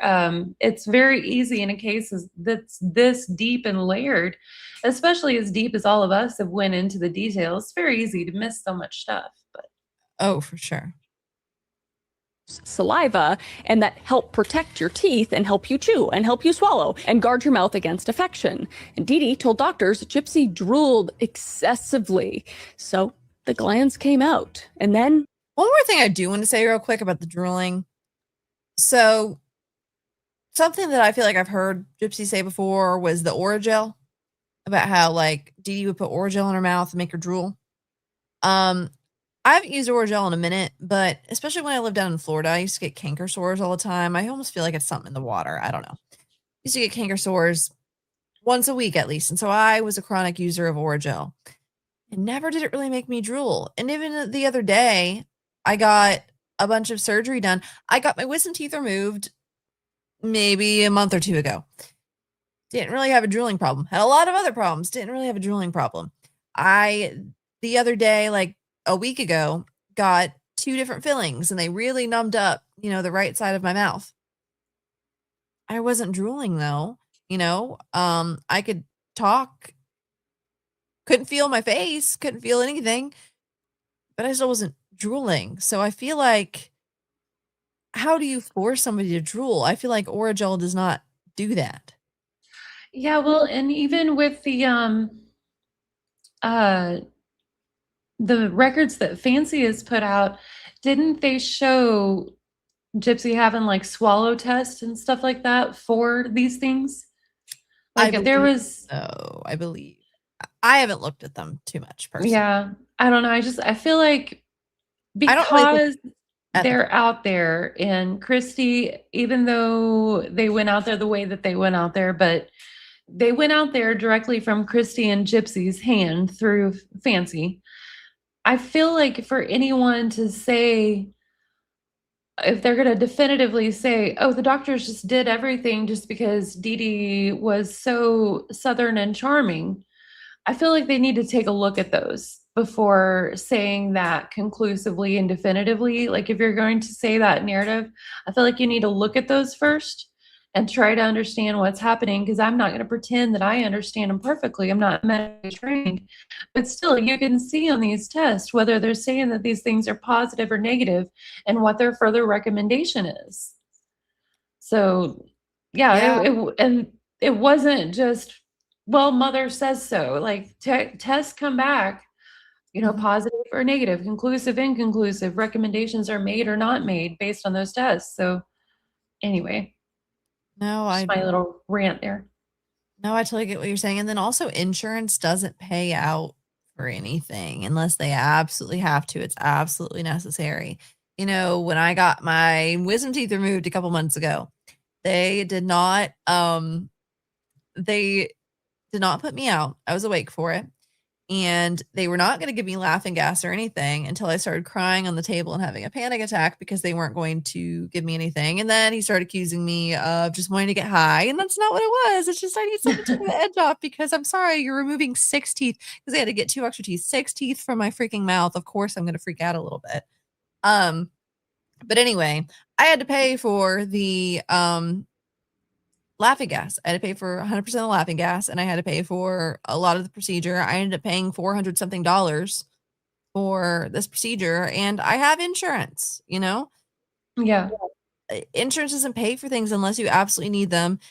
Doctors do not do anything for you unless you absolutely need to have these things done most of the time. And there was never any lawsuits there, There's a reason, in my opinion, there's obviously a reason why Gypsy Rose and Christy have said that they've tried several times to get an attorney to take on the case so that they could sue some of these doctors, and absolutely no attorney will touch it. I'm sure they bring them the medical records. Why won't they touch it? If it was what they're saying here, I feel like any attorney would jump on that. There would be good money in that. If they did all these procedures, even if it's just the 13, not the hundreds that Gypsy and Melissa Moore tried to say, they actually did all them just because Dee Dee was so charming. Some attorney would take that case. Didn't Mike Stanfield have a history of doing some kind of medical malpractice lawsuits? I don't know. I feel like I recall that. Don't quote me on that 100%, but he's kind of MIA. I don't really think I think there might have been a falling out. I don't know. So anyway, but to those who don't know, I've met Mike Stanfield. That was an interesting scenario. I mean, it wasn't like, hi, hello, how are you, or anything. It was very interesting. And the judge was like, what do you want me to do? Your job for you? So that's kind of how that went. So yeah, when Mike filed Gypsy's lawsuit in the wrong jurisdiction, because I guess he just thought Missouri would be starstruck to have something Gypsy Rose come back there. No, I don't want anything to do with her. No, and as someone who lives in a pretty prominent part of Missouri, there's people that are involved in the Gypsy Rose case that live in my town. Quite a few of them, actually.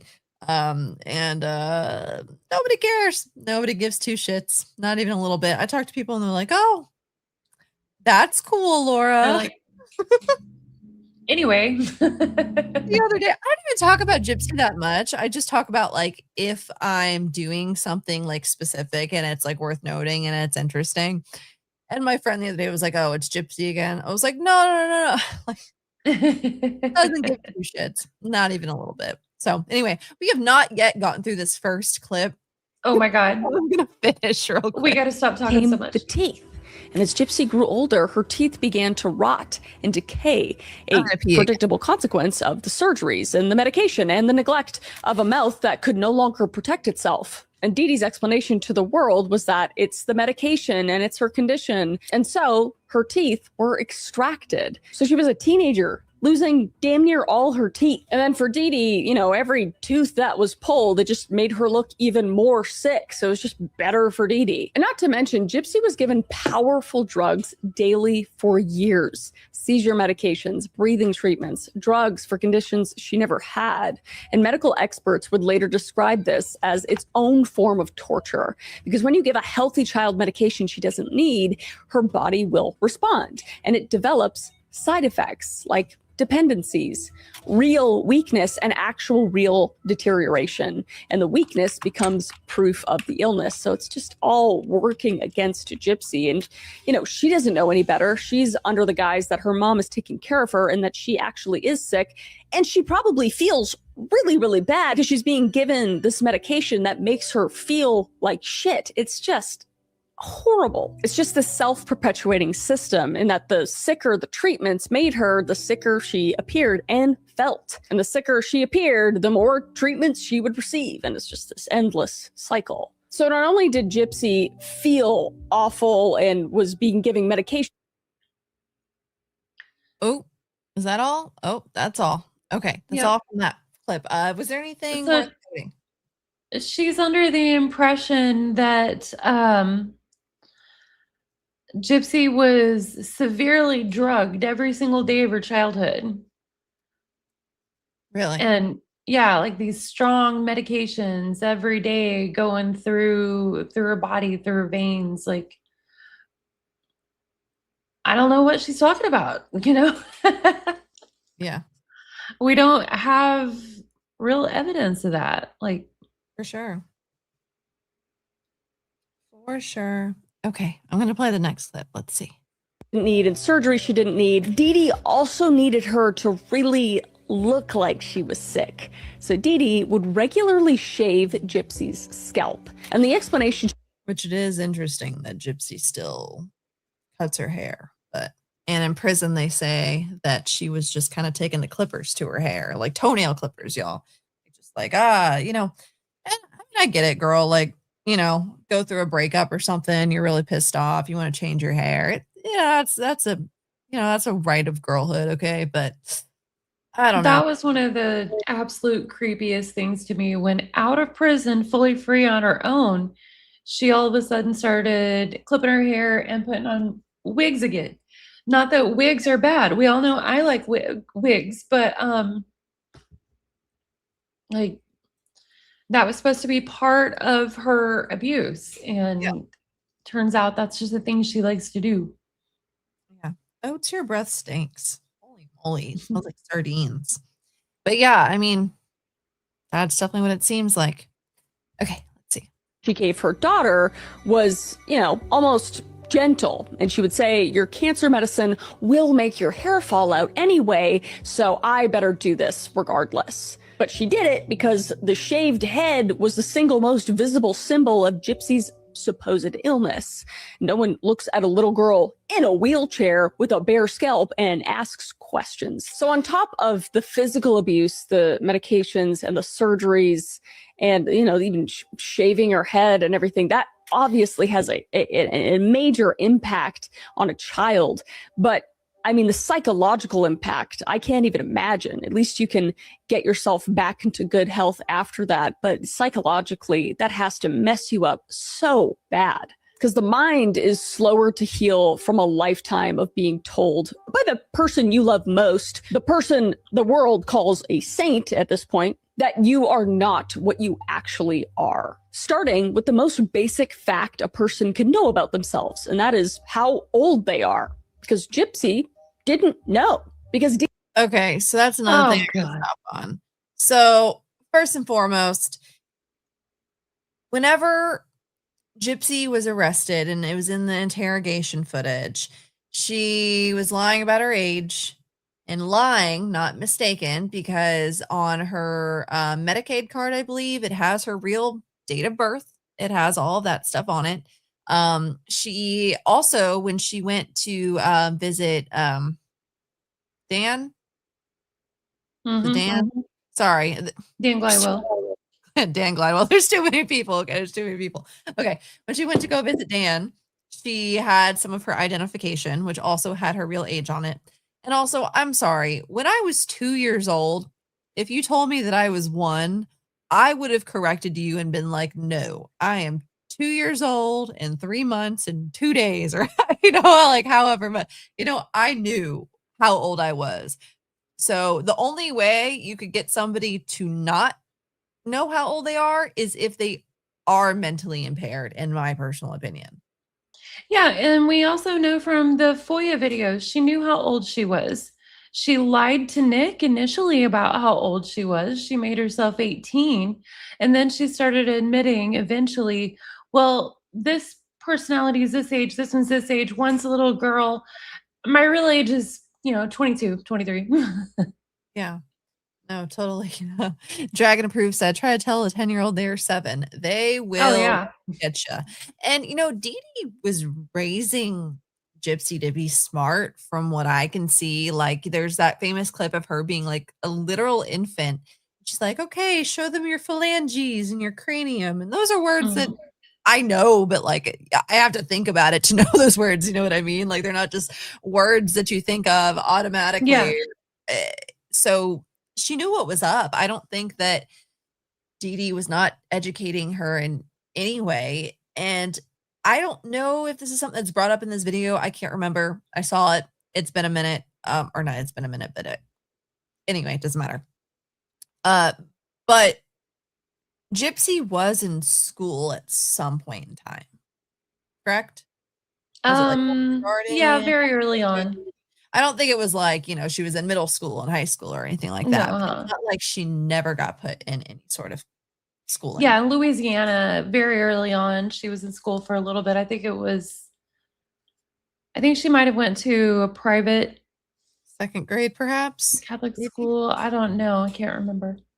Yeah, and Maria's Only Hen says that she read Harry Potter, which is true. And Harry Potter it's a big book, and Yeah. I'd almost say that if she knew what her cranium and phalanges were, she was probably ahead of the other, 5, 6, 7-year-olds. Gypsy claims she taught herself how to read by reading Harry Potter. I don't believe that for a second. No. That'd be very hard. I taught myself how to read, kind of. I don't know. I remember I went to, it was like Bob's Carpet Mart or Bob's Carpet something or another. Anyway, I went in there and I looked at the floor and I saw the big Bob thing. And I was like, not even a year old. And I was like, Bob, does Bob the tomato live here? And my parents were like, what? Bob the tomato from VeggieTales, y'all. I don't care. If you look at my repost on TikTok, I would say like at least every like 3rd repost something about VeggieTales that I keep seeing. People keep making these VeggieTales memes. Anyway, Mary Kell says VeggieTales mentioned. That is still, I love VeggieTales. I have deconstructed, but VeggieTales is my shit. See, my TikTok cringe that I get, is that I love are 80s NASCAR clips of Dale Earnhardt Sr. Oh, really? I'm a redneck. I am a big old hillbilly. Yeah, I love NASCAR. I love that for you. We have something signed by someone from NASCAR at my job. So anyway. Nice. Okay, I'm gonna keep. Oh, at my church, all the counselors are dressed as VeggieTales characters. Something I've been seeing recently is people have been doing VeggieTales drag shows. Oh my god, that's hilarious. That is like my shit. Have you seen? I mean, I'm sure you know what it is, but have you ever seen VeggieTales? No, I've never watched it. Okay, because I know that would have been like a little bit after your time, and I know you probably weren't watching a lot of TV as a kid anyway. But yeah, no TV allowed. No TV allowed. But yeah, man, I have to tell you, VeggieTales is my shit, and I even think that the creator of that kind of deconstructed as well. Barbara Manatee, yes. Sorry. Anyway, I had to go off on a little VeggieTales tangent. I'm a really easy person. If you want to get me something, just get me something VeggieTales, get me something ET, or give me something Alf related, or give me something with tasteful nudity. Tasteful. And then you got me. I'm pretty easy to buy for. So anyway. Laura has one of my paintings hanging up that has a lot of tasteful nudity in it. I do. It's no, I know what it is. Indulgence. Perpetual indulgence. What is it called again? It is a portrait of, or a very small piece, a study of the Garden of Earthly Delights by Hieronymus Bosch. That's what it was. I don't know what I was thinking of here. Yes. You were thinking of me telling you about whenever I met the Sisters of Perpetual Indulgence drag queen troupe when I was in California. Okay, yeah, because I've met the sisters of that's what I'm thinking of. Okay, Yeah, I'm we're mixing everything. I've met the sister. I remember, and I saw them at Pride last year, and I was like, "Oh my god, I love your outfits!" And they're like, "Thanks," and I'm like, "Oh." Every time I go to Pride, I try to make friends, and it just doesn't work out. Anyway, that's besides the point. We're not going to talk about my problems, so I'm going to press play again, y'all. Dee Dee kept falsified birth certificates, just documents shaving years off her daughter's real age. And as Gypsy grew, the number Dee Dee told the world simply stopped keeping pace with reality, which is crazy. And the number she told Gypsy wasn't much better, because since she's been force feeding her daughter medications after medications and not eating properly, eating out of a feeding tube that was surgically placed into her stomach, she was a pretty frail little girl. So it made it more believable that she was younger than what she actually was. And not to mention, Dee Dee also said that Gypsy just had the mind of a 7-year-old. And that single lie explains the childlike voice Gypsy was encouraged to use. And it kind of excused her from every adult conversation. She was encouraged to use a childlike voice. What's she doing now? right. And Gypsy claimed in her memoir that the whole reason why that she had to have Dee Dee taken out was because Dee Dee wanted exploratory And Dee Dee surgery done My bad. on her voice to explain that voice, that high chirpy voice. And Gypsy was like, no, I like my voice. So like her stuff that she's saying and her conclusions even go against what Gypsy herself says would happen. Like it's pro Gypsy, but like it doesn't line up with hardly anything. Yeah. And I really like this girl too. I feel like she tried her best here. This is just a very layered, nuanced case. It's not an onion, it's like a cluster of onions. Oh, for sure. Right here, Cosmic W17 said, "What's the point of doing this if she knew she had the wrong info and took it down?" I don't think she knew she had the wrong info. I don't think she did this to be malicious in any Oh, way. she means what's the point of us reacting to her if she knew she had the wrong info and took it down? We want to help her. My bad. We Yeah. hope that she sees this and that she'll see like our extra information and corrections. We're not doing this just to dog her out or anything for being wrong. We hope that like she'll find the information useful. Yeah, and I don't there are only 2 criticisms that I have, period, about all of this. If you just look at it from her perspective and not of the perspective of someone who's been looking at this shit for 2 years straight, you know. One would be like, yeah, kind of what is the point of this video? Because I feel like she kind of goes over pretty much everything that everybody else has. So I don't think there's anything. Well, I think she did it really well. I don't think there's anything particularly remarkable about the information she presents. But also, too, would be the FOIA videos went really freaking viral. And it's like, how did she do all this research on Gypsy and she didn't come across any of it? I bet she just has a team that does it and presents it. She kind of does some skimming and verification. And, you know, if she verified all this stuff by checking mainstream media sources after she got it from her team, it probably seemed pretty correct. But yeah, we don't have a problem with KallMeKris. We're just trying to help her out with her information. No, she seems like a really nice person. I've known who she was for probably since about the pandemic or whatever. And I'm not like a super like avid viewer of hers or anything. I've seen things here and there. But my mom's a pretty good fan of hers. She really enjoys her content a lot. So I've never heard of her or come across her stuff, but I didn't realize she was married to Oompaville, because I do see Oompaville's documentaries sometimes. He covers things I'm interested in. Yeah, I quite like Oompaville. Somebody I used to work with that I'm not like super close to, but occasionally we'll send each other memes. I'm like, you wouldn't believe I was like Oompaville's wife commented, or she did this whole thing. Anyway, yeah, no, mad props to her though. She does good. The videos are good. This video is well produced. It's well written. I am a little curious as to how some of these things weren't seen by somebody, even if it was her team, or were ignored, or maybe they were just trying to I don't even think it was paint a narrative, but it's like there's a lot of crazy conspiracies about a lot of different cases, and nobody ever wants to question a victim, and I don't want to question a victim. And like I said before, there's certain things that I think Gypsy might have been a victim of. Do I think that her mom was doing all the things that she says? Not really. No. But Well, a point I've made so often, and I'll just go ahead and make again real quick since we might have new viewers in here since we're talking about a big channel. A point I've made really often is in Southwest Missouri, where Gypsy and Dee Dee were. It's where I'm from, where I was born and raised, where my family is. There are a lot of very, very conservative, cloistered cults in Southwest Missouri. There are, and some of them are classified as religions, not cults. I'm not trying to be rude here. But some of them, like we have a very large Amish and Mennonite community. yeah. Those children grow up dressing like Laura Ingalls Wilder. They have to go to Amish schools.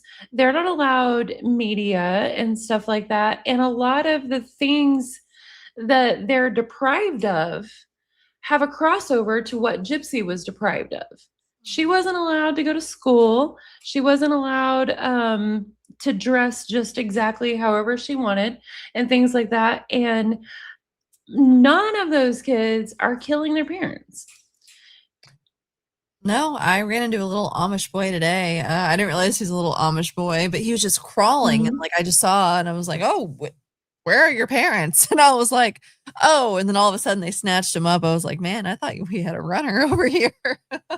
Yeah, and I've shared too. It wasn't the Amish community, but I was also raised in a very conservative, cloistered environment.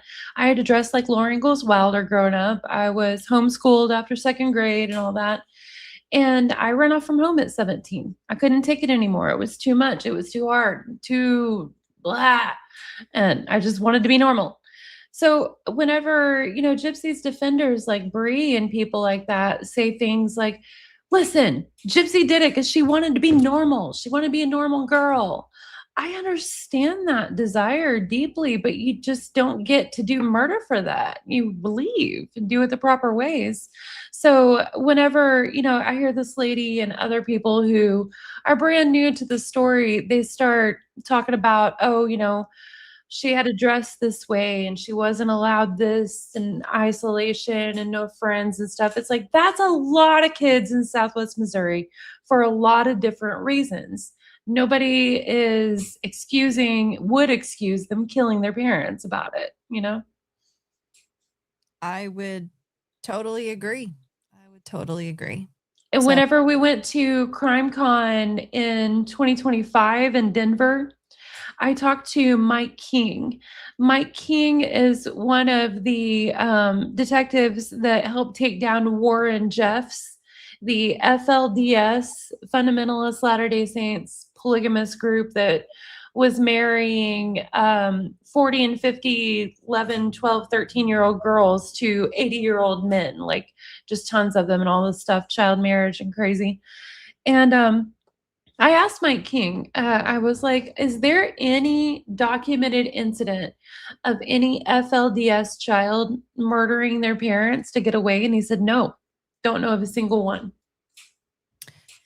Yeah, if the FLDS or the LDS or anything cult related is something that you might be interested in, we have a few different interviews. One even from a couple weeks ago from someone who goes by Culty Steph. She's somebody who has been involved in the Gypverse. I'm not going to expose her name on here, not because it's a secret, but because she said she's a little embarrassed of it or whatever.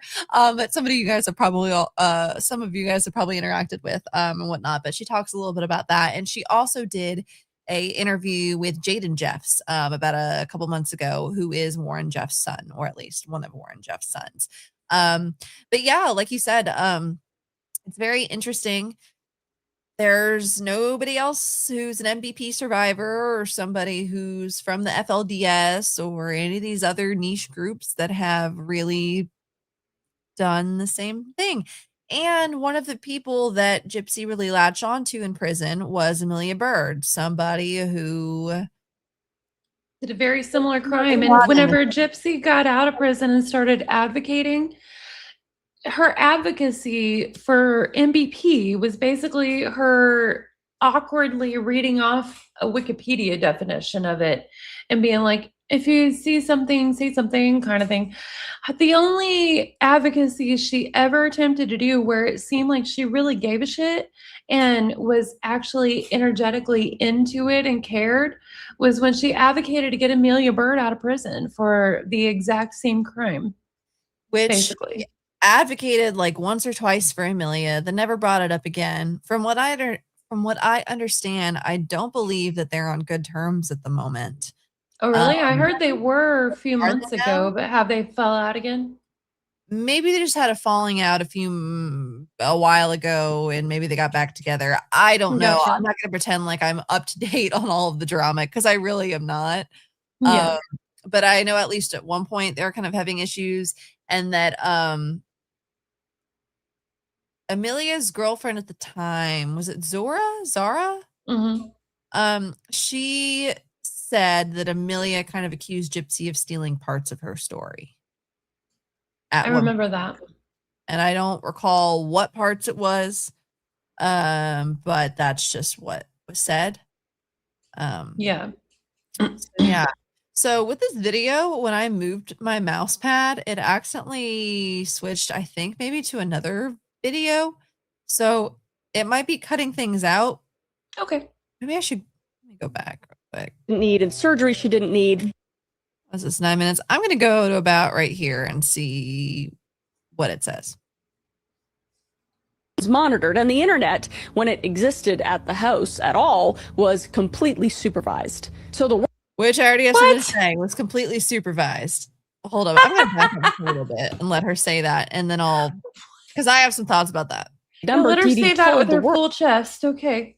Yeah. And again, we're not making fun of Kris, you know? No, we're not. We're totally cool with Kris. It's just, yeah. Some of the information is a little bit, girl, come on. Like, let us help you. Stopped keeping for sure pace with reality, which is crazy. And the number she told Gypsy wasn't much better because since she's been force feeding her daughter medications after medications and not eating properly, eating out of a feeding tube that was surgically placed into her stomach, she was a pretty frail little girl. So it made it more believable that she was younger than what she actually was. And not also, for the record, I looked more frail at 20 than she looked at the time of her arrest. To mention, Dee Dee also said that Gypsy just had the mind of a 7-year-old. And that single lie explains the childlike voice Gypsy was encouraged to use. And it kind of excused her from every adult conversation. And most importantly, it meant no one ever needed to ask Gypsy anything because her mother would do the talking. So at doctor's appointments, Dee Dee sat beside her daughter and held her hand. And to everyone in the room, it looked like comfort, but Gypsy would later describe what it actually was. And that was just a signal, like a squeeze of the hand meant to stay quiet, shut up, and that I'll answer. So the control ran through every hour of her life, her food, what she ate, whether she ate, and her appearance, the clothes, the shaved head, the weight, her social world. Gypsy basically was allowed to have no friends, and there was no school, as we've talked about, past the 2nd grade, and no job, no mail she could even open herself, and the phone was monitored. No mail she could open up herself? What about the mail that was found like a mile or two? Gypsy totally stole Dee Dee's mail, and she also intercepted Facebook messages from Dan's mom and his girlfriends and stuff like that to Dee Dee, deleting them so Dee Dee wouldn't see them. Like, oh, Kris, like, proven, y'all, like documented FOIA stuff. So, again, I mean, Murray Kell said something. I think the act ended up spreading this narrative like wildfire, which is exactly true. Like I said, my boyfriend and I, my ex-boyfriend. I've never seen the act.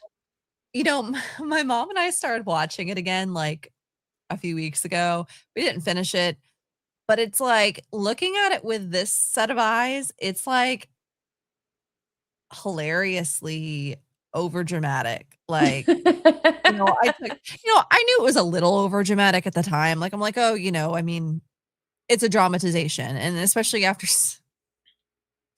I remember sitting oh god.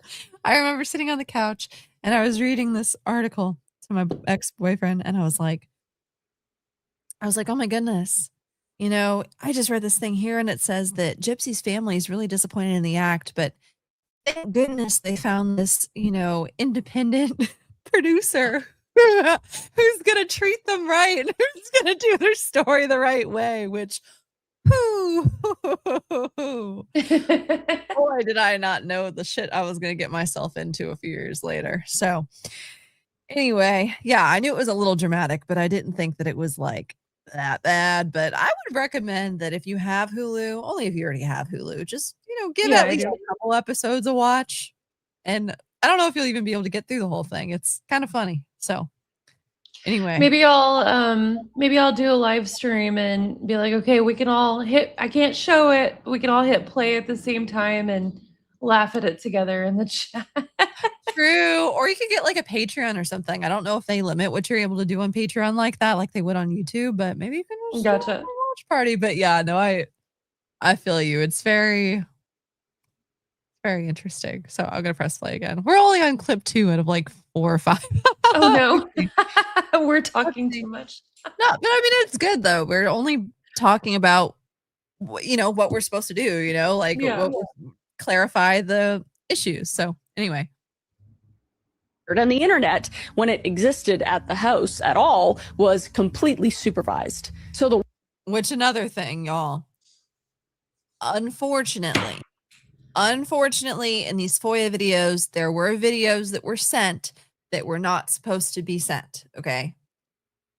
There are 45-minute long videos of Gypsy in the middle of her living room with no horde, by the way, and no blockage on the windows, a lot of light coming through.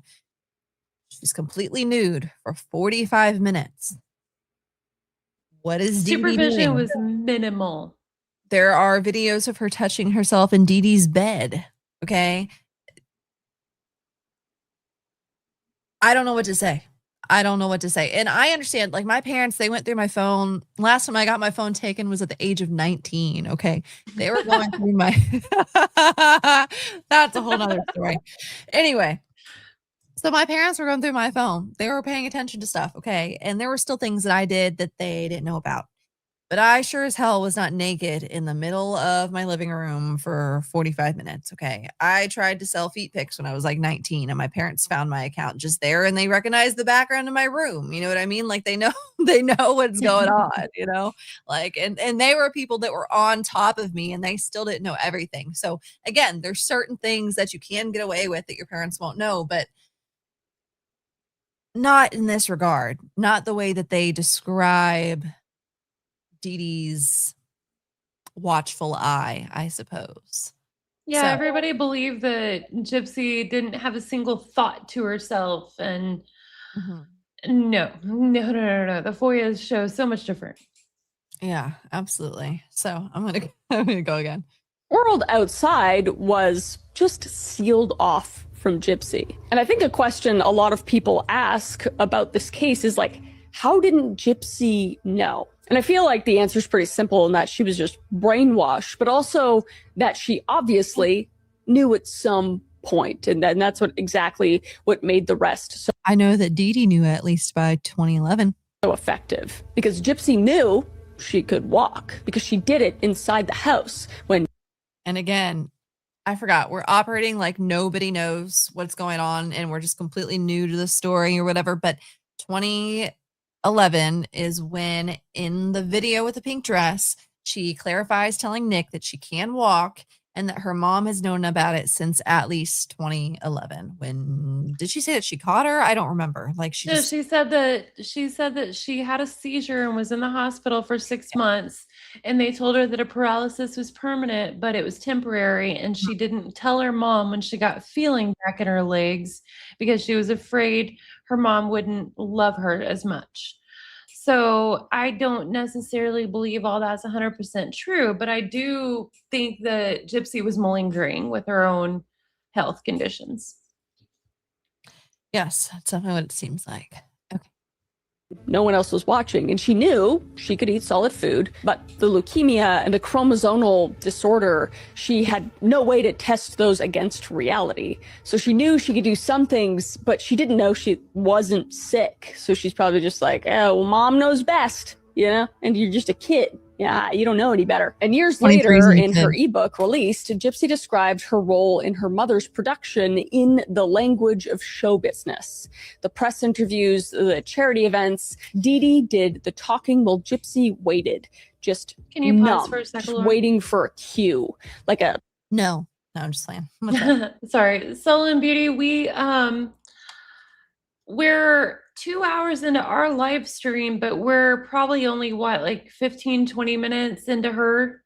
We're about 20-ish minutes into her. Yeah, because we've been talking a lot because we get annoyed and start saying stuff. We're not annoyed with her herself. We like her. We want to help her. We're just annoyed with the information and the mainstream media narrative. Yeah. And the fact that, again, like, even if it was just her team, it's like, how did they not find at least one or two of the boys or a little bit of something? Or even like the stuff that parts of the story that she's saying that even Gypsy herself contradicted in her 2024 memoir. Like, yeah, that's not even going deep into, smaller channels, but like, if you're just doing mainstream media sources, you think you would look at what Gypsy herself put out in her memoir. Anyway, it's just strange. Yeah. Okay. I'll press play again. Stage mother. Dee Dee fed her daughter lines like, it's a dream come true, and my mom is my best friend. And through that script, Gypsy wrote, her mother could finally taste the fame she'd always wanted. Because whatever movie was playing in Dee Dee's mind, Gypsy was never the star of it. As we know, she was just the prop. So in August of 2005, Hurricane Katrina tore into the Gulf Coast, and over 1,000 people died, and hundreds of thousands more lost everything. It was one of the worst disasters in American history. But for Dee Dee Blanchard, it was an opportunity. And in the chaos of the evacuation, Dee Dee and Gypsy surfaced at a shelter. I'm putting on 2 times speed just so we can try and get through some of this. Is that cool? Okay. Yeah, no problem. If anyone can't follow it, let me know and I'll slow it down for y'all. Where the story practically told itself. A single mother and a wheelchair-bound, chronically ill daughter washed out of their home with nothing but each other. Can you do 1.75? It is kind of hard to understand her words a little bit. Is that an option? 1.75, but I'll do 1.25. Sorry, there is no 1.75. Or even 1.5 might be better. Let's try. And with it, she said, every single one of Gypsy's medical records. So every... Can you understand that? Or should I go a little slower? Okay. No, I think we get that. Sorry, y'all. I'm not trying to be annoying. I'm just trying to get through a little bit of this because, oopsie, we talk. Specialist Gypsy had ever seen, every test that had come back clean, every note from a doctor who might have raised an eyebrow, all of it was now gone in an act of God that no one could question, and what Dee Dee thought no one could check. So whatever came next, there would only be one source for Gypsy Rose Blanchard's medical history, and that would be Dee Dee. So the pair would eventually make their way north to Missouri, first to the small town of Aurora, and then to Springfield, Missouri. And Springfield did what good communities do for a storm refugee and her dying little girl, and they embraced them. And in 2008, Habitat for Humanity built them a home of their own, and it was this little pink house on West Volunteer Way. Now, volunteers put it up with donated labor and donated materials, and they built it for Gypsy. There was a wheelchair ramp out front, everything on one level, even a hot tub, because Dee Dee said warm water soothed her daughter's aching muscles. Dee Dee just wanted a hot tub, BBH. And the generosity kept coming. And in 2007, the Ole Foundation, a national charity supporting people who genuinely cannot eat without feeding tubes, named Gypsy Rose its Child of the Year. So she was held up as a symbol of the very community the foundation exists to serve. Not to mention the trips to Disney World. There was a wish trip as early as 2001 back in Louisiana, and more after the move, courtesy of charities built to give dying children one perfect memory. And there were newspaper features and fundraisers and free flights, backstage passes, celebrity meet and greets. And obviously none of these organizations did anything wrong. They didn't know any better. It was just Dee Dee taking advantage of her quote-unquote sick daughter. So by her late teens, Gypsy Rose Blanchard was one of the most beloved sick children in southern Missouri. But in reality, she'd never really been sick a day in her life. But obviously the story Dee Dee had built was never actually airtight. The system did come close to catching her more than once. And in 2007, Dee Dee brought Gypsy to a new specialist in Springfield, a pediatric neurologist named Dr. Bernardo Flasterstein. And on paper, it was just a routine visit, but it did not go the way Dee Dee had planned. And Flasterstein reviewed Gypsy's case, this teenager with muscular dystrophy confined to a wheelchair for years, and something just didn't add up. The MRIs were normal, and the blood work was normal. So everywhere this disease should have left some fingerprints, there was just nothing. So he tried something really simple, and he just asked Gypsy to stand. And she did, out of the wheelchair on her own with no assistance. And then he noticed something that in a genuinely wheelchair-bound patient should have been impossible. And that is that Gypsy's legs were not atrophied. A person who truly cannot walk, whose muscles have gone unused for years, have visibly wasted legs. It's unavoidable. And Gypsy's leg muscles were normal. So to a neurologist, that's not a subtle clue. That is a giant red flag. So Flasterstein dug deeper and he did what apparently no one in Missouri had done before. He just picked up the phone and called Gypsy's former providers in New Orleans. Because remember the records that were supposedly destroyed in Katrina? Yeah, well, they weren't. They weren't, actually. They existed. And they showed that years earlier, Gypsy's muscle biopsy, the definitive test for muscular dystrophy, had come back negative. So the disease at the center of Gypsy's entire medical identity had been ruled out. Can you pause there? Paper, before the storm, and in a letter to... Yes. What's that? Okay, so she says Flasterstein does what no one else has ever done in Missouri, but Flasterstein wasn't the one who sent DFS there, was he? I'd be lying if I said that Or was he? I I couldn't recall. remember. Okay, it might not matter. Go ahead.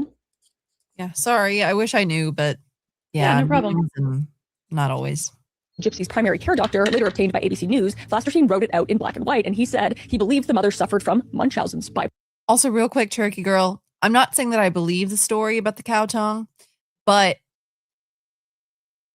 a cow tongue can't fit into a standard mason jar, but I do have a mason jar at my home that it could fit into. Now, again, I don't buy the story, but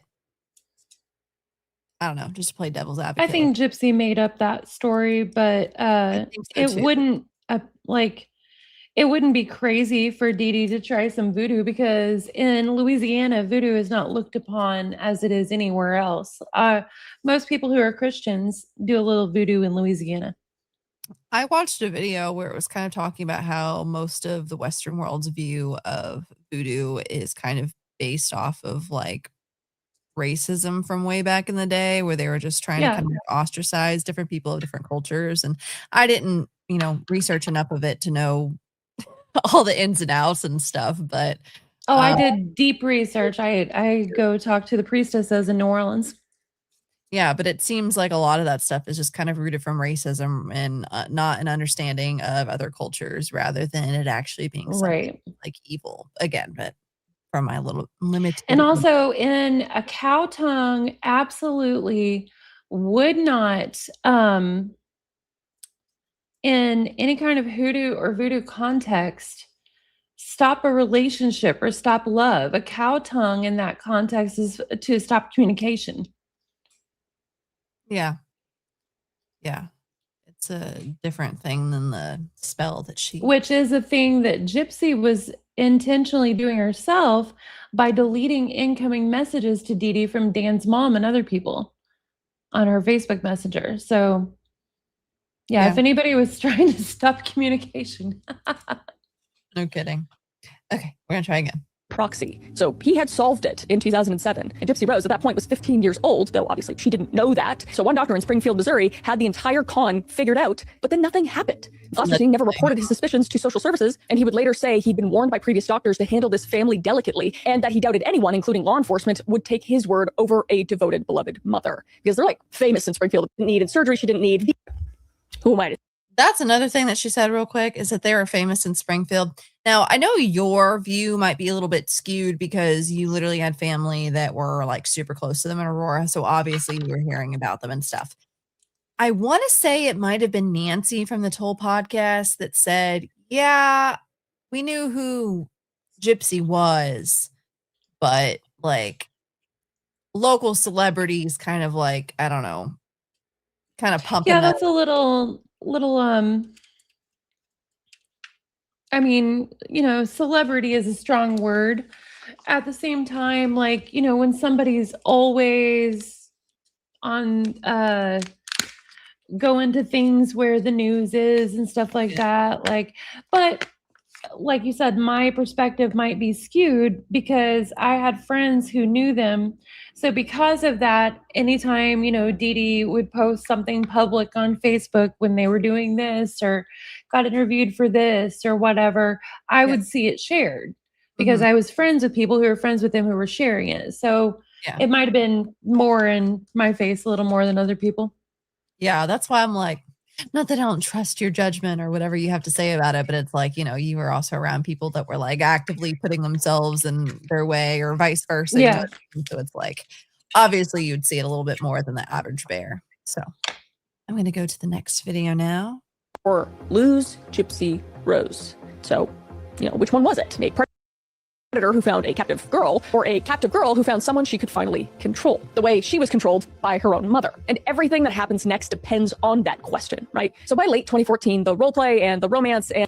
Sounds like it skipped something. Who am I to say? Indeed. It kind of did. Let me go here. That's why I said earlier, it didn't look like it was as long as the video that I watched. So let me press on.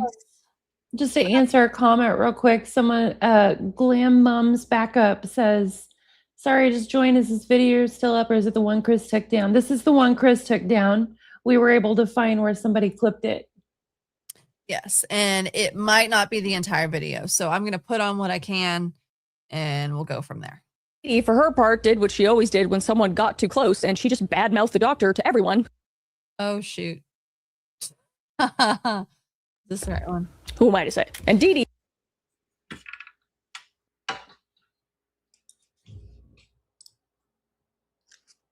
For her part, did what she always did when someone got too close, and she just badmouthed the doctor to everyone who'd listen, and simply never brought Gypsy back. So that window closed, and then 2 years later in 2009, it would open again. And someone, to this day, no one knows who, called in an anonymous tip, and there were concerns about a mother and daughter at the Pink House. And this time, it wasn't a doctor's hunch, it was an official report, and it put 2 caseworkers on Dee Dee Blanchard's doorstep. So a state agency was physically inside the house. So the caseworkers would ask their questions to Dee Dee, and Dee Dee would answer every single one of them. Remember, she's a trained nurse. She knows how to manipulate, and she knows the lingo, and she knows how to tell the story and make it look true. So they would believe her and they would leave and there would be no follow-up and the case would be closed. So 2 times Gypsy could have been saved from her mother, but the system failed her. And by her late teens, Gypsy Rose had begun to understand not everything, but enough to know that what her mother told. Yes. So this is something I've been planning to do a video about pretty soon, but I've just been so exhausted lately. Like about all I can do is go live. I just don't have the energy to edit right now. I get it. But Gypsy didn't want to be saved from her mom. She wanted to be white knighted, saviored out to, as Fancy Maselli loved to say, someone with a D. You've read about the white knight, people say that in online arguments sometimes, like, why are you white knighting and stuff, or the savior syndrome. She didn't want help the way normal people understand the word help, and definitely not within the context of what you would think of a person being physically or medically abused by their parent. She wanted help in the sense of a white knight with a big D. Yeah. Mother of cats 1515.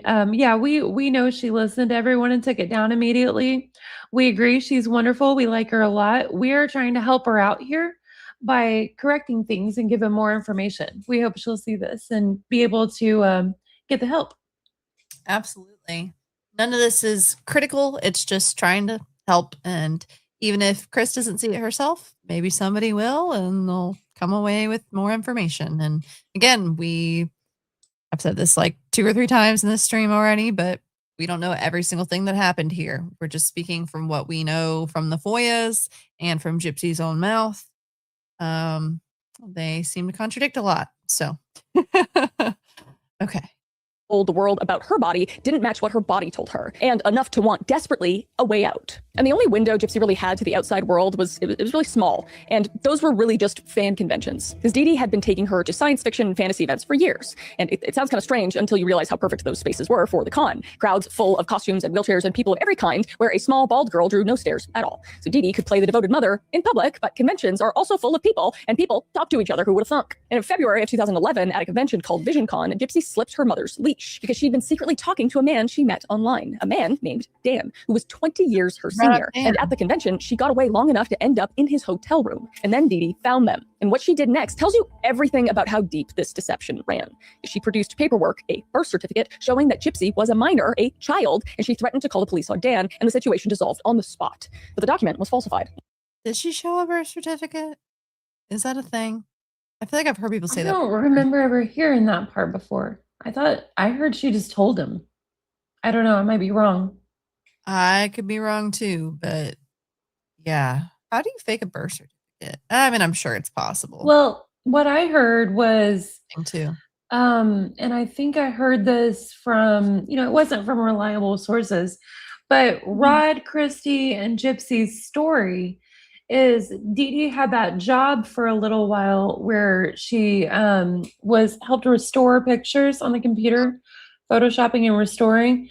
And they said she was photoshopping the date, the birth date, basically on birth certificates and reprinting them.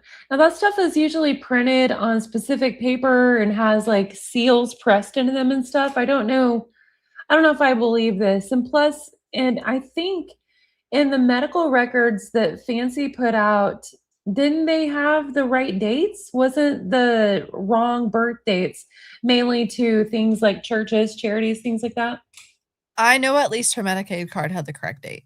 At Yeah. least. I'm sure I most don't think there was a lot of actual scamming of the system with official documents with the birth date and stuff like that. I think that if that happened, it was more for like, local charity stuff, wanting to get Gypsy in as still a child or teenager. I 100% believe that she lied to the public. Do I think she lied to the doctors, at least as far as the things that you can't really lie about very easily and get away with it? No. Do I think, I think that she probably told all the neighbors and the friends and maybe even the TV, that Gypsy was whatever age she was saying she was, but, or going through certain treatments, but I don't think she was really able to pull the wool over most of the doctors' eyes like that or any of them. Yeah, and I mean, whenever it comes to, the charities and stuff like that, I mainly say that because I know I saw I think it's been put behind a paywall now, but there was some news stuff from right after Dee Dee's murder where one of her neighbors was kind of like crying in an interview. She was like, "I don't understand. I just gave Dee Dee money a couple weeks ago because she said she wasn't going to be able to pay her light bill, her electric bill, and she didn't know what she was going to do. And now that she's been murdered and found, it turns out there was stacks of cash in there, thousands of dollars. I don't understand." And that could be, more of like a mental trauma thing. But I do not believe that Dee Dee had the capability to create documents that any official agency was going to accept, forged documents. I don't. No, I don't believe that either. They're very thorough. Very thorough. Okay. One of the several versions of Gypsy's age that Dee Dee kept in her arsenal. But in the fallout of the VisionCon incident, Gypsy got hold of something she had never actually been allowed to see, and that was the truth about her own age. She wasn't a teenager. At this point, she was actually 19 years old, a legal adult. So she's finding out that her mother had stolen years from her, and Gypsy finally knew it. And the punishment she got from the VisionCon incident was horrible because Dee Dee actually physically beat her and destroyed her phone and computer with a hammer. And for roughly 2 weeks, Gypsy says. That's what she says, but she never mentions it to Nick. In any of the videos and photos, you don't see her all bruised up like that. Again, I'm not trying to say it's impossible. Who knows? But it just doesn't seem to be backed up by any evidence. The only evidence seems to be her own words after the crime. Glam's mom's backup says, "I think Dee Dee was stockpiling cash and determined not to touch it in case of another disaster trauma response." I agree. That's a better way of wording what I was trying to say earlier. It's not good, it's not good to ask people for money when you have a stockpile kind of thing. But knowing that she was thrown out of the family home and suddenly with a small child and homeless, trying to figure out where to be, and then once again lost everything in Katrina whenever their Slidell apartment was hit, even though they were already in Covington. I could definitely see a mental issue come in there with hoarding and trauma, not only of like meds and food, but cash. Like I said, it's not okay. It's not good, but I still think I think she was a little scammy towards her peers. I don't think she. that may be. But But I also agree that that's probably the stockpiling is probably a thing she was doing with the medicine, with the money, with the everything, probably a trauma response. A lot Yeah. of bad actions that people do are trauma responses in some way, shape, or form. Doesn't That is true. It doesn't make them good or okay, but it helps us understand a little more like what the hell happened there. for sure. Her mother chained her to the bed. And then Gypsy says, Which also never brought up until after the fact, and no bruises, no nothing. And you Well, think and at least somebody to murder her least mom. at least one of the incidents where Gypsy claimed that Dee Dee locked her up in the shed. Sorry, I'm hiccuping a little bit. At least one of those incidences, once we got access to her Facebook documents, I was able to see that she posted on her Emma Rose account during the night on the night that she claimed she was locked in the shed in the cold. Yeah. After the Cinderella movie. Also, Kung Fu Panda, Slidell just makes me think of Tofia Chu, if anyone knows who that is. Anyway, that's a whole nother rabbit hole. Dee Dee brought a gun into the house, and she said it was for protection, but Gypsy read it differently. And she would later describe being just genuinely afraid her mother was preparing to do something worse than hitting her and worse than starving her. So a few months later, around June 2011, Gypsy would try again. And she quietly packed a bag, and Dee Dee found it. And in the confrontation that followed, with that gun sitting out on the table, something in Gypsy snapped. And now the next part comes from Gypsy's own telling years later. Now, there were only 2 people in that room, and only one of them is alive, but here's what she said what happened. She grabbed the gun, and she threatened her mother with it. And then, before she fully understood what she was doing, she pulled the trigger as many times as it would fire, 10 times, and some shots hit Dee Dee, and some hit the wall, and the wounds were superficial. Barely grazes, really, because the gun, it turned out, was just a BB gun. Something Gypsy only realized in the moment, and something that she says brought her relief. Because she hadn't actually wanted to kill her mother, she says. She just wanted out of the house. And Dee Dee's response was just making up a lie, because she didn't call the police. Before she didn't. She invented a mugging, and she told friends and neighbors that she'd been attacked by a robber with a BB gun in a Walmart parking lot. So she just used her daughter, not trying to kill her, but like trying to harm her, into a Sally sob story about her getting mugged.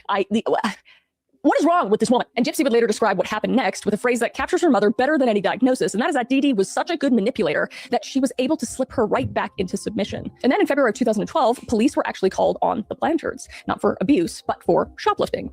Dee Dee and Gypsy had been caught stealing from a Hobby Lobby $21.53 worth of craft supplies hidden under Gypsy's legs in the wheelchair. So she was even using the wheelchair as a tool to use her daughter to steal shit. It's disgusting. And Dee Dee explained it all away, that they just got back from Disney World, it was a scrap-fucking mix-up, just a misunderstanding. And the officers just... So I know Gypsy's stealing tutorial to Nick in the FOIA videos wasn't exactly accurate, but I wonder if she would assume 100% that Dee Dee was using her daughter as a tool to steal if she saw how, gleefully Gypsy explains how she steals in the video. Yeah, she explains how she steals, then, yeah, I'm sure, it's possible that Dee Dee taught her how to do that, but it doesn't seem like something that she was ashamed of, I personally think that if Gypsy were to reoffend in any way, it'd probably be something klepto related. Yeah, and Boudica 97 says, so was it Dee Dee stealing the baby clothes as well? Which, Dee Dee definitely didn't want Gypsy getting pregnant or having a boyfriend from everything we know. So Gypsy was somehow definitely stealing on her own. Yeah, and if I remember correctly, she was talking to Nick about how whenever they ran off together, they'd continue the con, and she'd teach him how to steal. And yeah, she's like, I can pretend to be your disabled sister and sit in the cart, and then talked about how she would proposition men for prostitution and then whack them and rob them.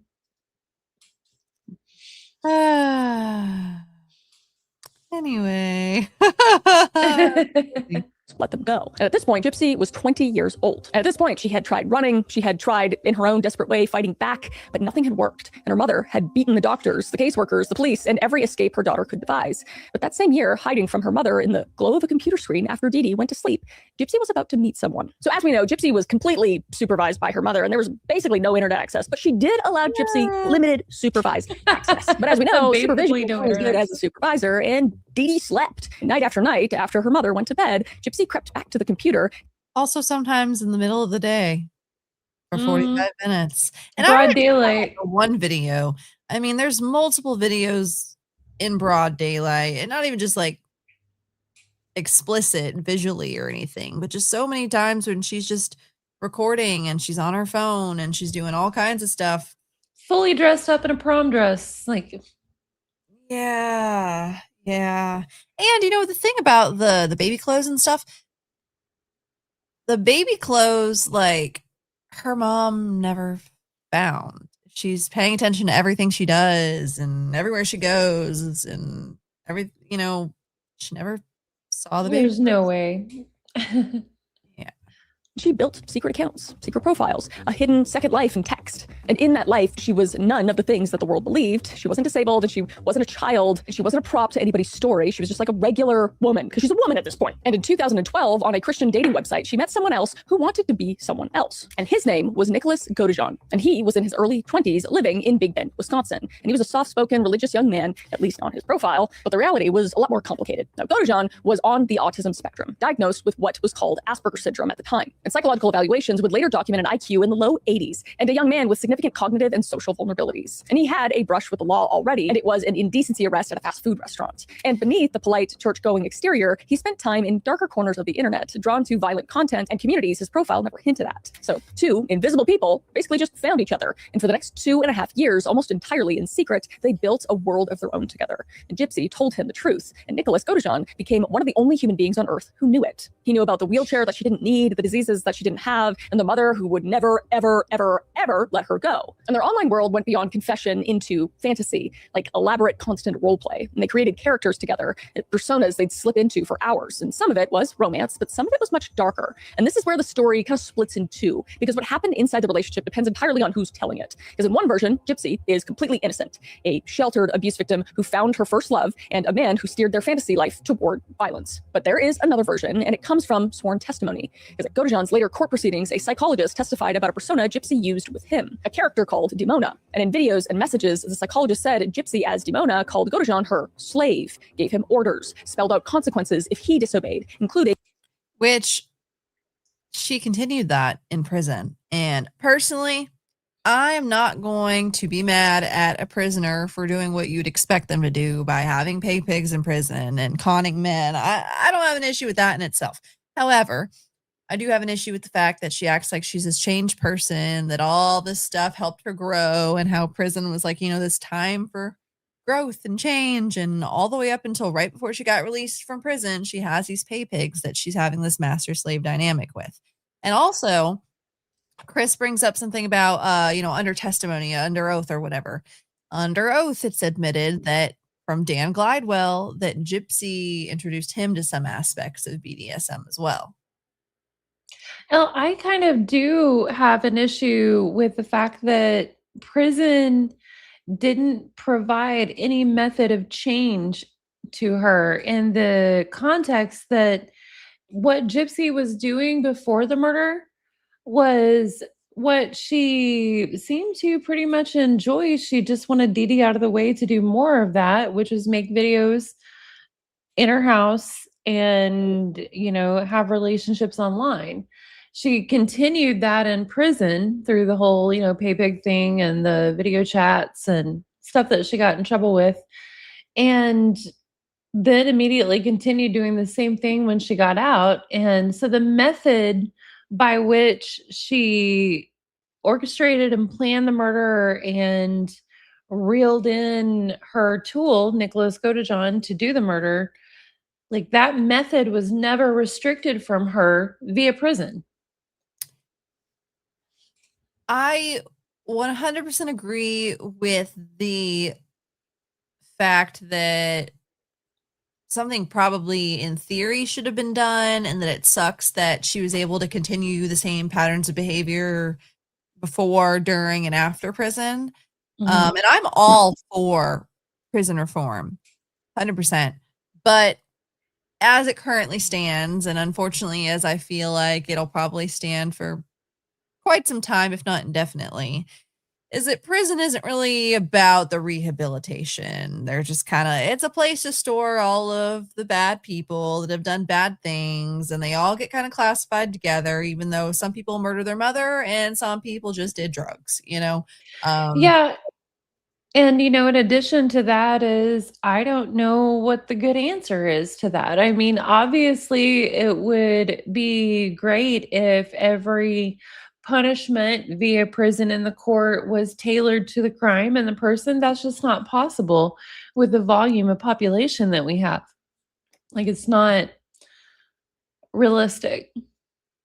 But morally speaking, yeah, there was never really a consequence in the sense that what she enjoyed doing wasn't restricted from her in prison. Yeah, no.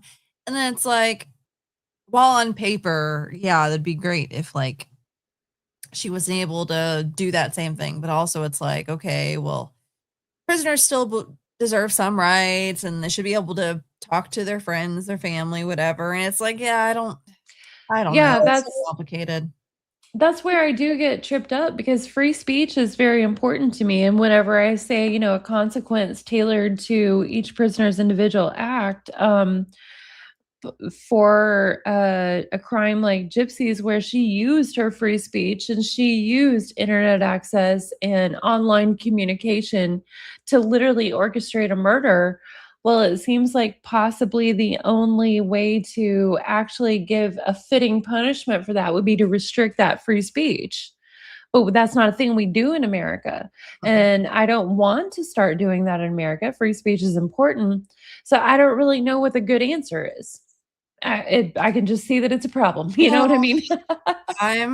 I'm with you, man. There's a lot of things in Mm, life I feel that way about. It's like, I hate yeah. that this happens and that happens. And it's like, but even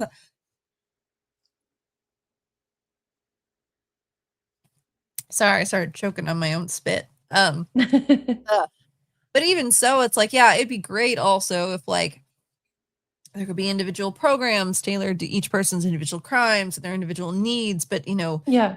the staffing and the pay for people there, The reality just isn't it's just, there, yeah. like So great ideas, in great an ideal ideals, world, but great also in an goals. ideal world, you wouldn't even need it. Yeah. You know what I mean? So it's kind of like, I don't know what the answer is. I agree. Yeah, same. Okay, I'm gonna press play again.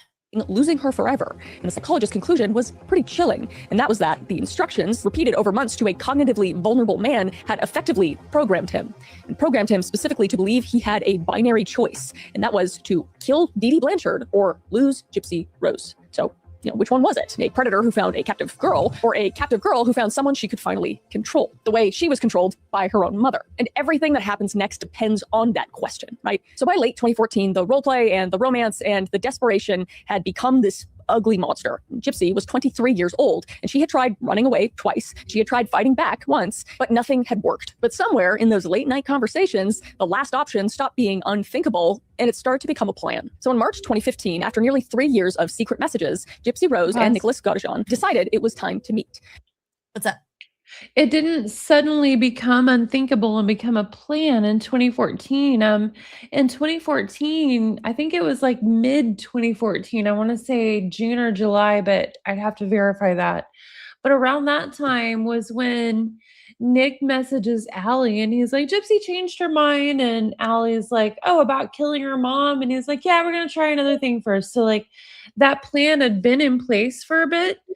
2014, they backed off it for a bit and then come back to it. Like, it seems like she is under the impression that it just happened that year. I'm not sure about that. Don't know if it happened for sure in 2013 or maybe at the beginning of 2014.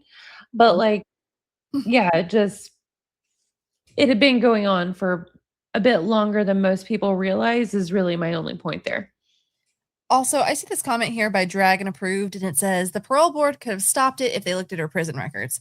Well, actually, that's not really true either, because I don't remember the exact number. But in Missouri, if you're a first-time offender, you really can only serve a certain percentage of your prison sentence, and then they let you go. Like, you can't just I mean, and even if she would have stayed, until the end, it would have only been what, like a year and a half, 2 years left that she had. I mean, the parole board has something to do with the plea deal that she got. Once that happened, it was just kind of a done deal as far as when she got out. Yeah, Right? it definitely is. It's crappy that 85%, like, that just seems so weird to me. Everything about our justice system is about saving money. The plea Yes. deals are about saving money on trials. The 85% is about saving money on prison costs and blah, blah, blah. And it's like, where is justice? Yeah, there's no such thing. Really, genuinely. Apparently not. No.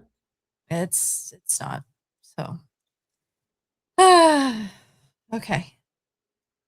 But nothing in Gypsy's life happened without her mother, right? So the meeting itself had to be a con itself. And the plan was laid out in Gypsy's own memoir. And that was that she and Dee Dee were already going to the movies, Disney's live-action Cinderella. And Gypsy secretly mailed Godejohn money for a bus ticket from Wisconsin. And that money was taken from Dee Dee. And he would simply be there in the theater, a stranger to what Dee Dee knows. And Gypsy would engineer a meet-cute right under her mother's nose. A chance encounter Dee Dee could watch happen with her own eyes and never suspect it had been scripted for months. Even the costumes were part of it. Gypsy came dressed as Cinderella, and Godejohn came as Prince Charming. And Gypsy had said herself that, in her mind, this was the fairy tale. She found her Prince Charming, which made her mother the villain. But the meet-cute, for the record, didn't fool Dee Dee. She watched the stranger orbit her daughter, and her suspicion flared almost immediately, and she pulled Gypsy away, and the day nearly collapsed. But at some point, briefly, the two managed to slip off unsupervised. And according to Godejohn's later police interview, they had sat in the theater bathroom while Dee Dee sat in the dark watching the movie. So they had been in the same room for only one afternoon, and they would see each other in person exactly one more time before everything ended. And this meeting was only one branch of a decision tree, if you will. And on the stand, Gypsy would testify that she had plans A, B, and C to be with Nicholas Godejohn. And she testified. Okay. Or lose Gypsy Rose. So, which one was it? A predator who found a captive girl, or a captive girl who found someone she could finally control? Feels like that's repeating something. Yeah, I think there's an overlap in the recording. We have heard some of that. If you can scroll a bit ahead.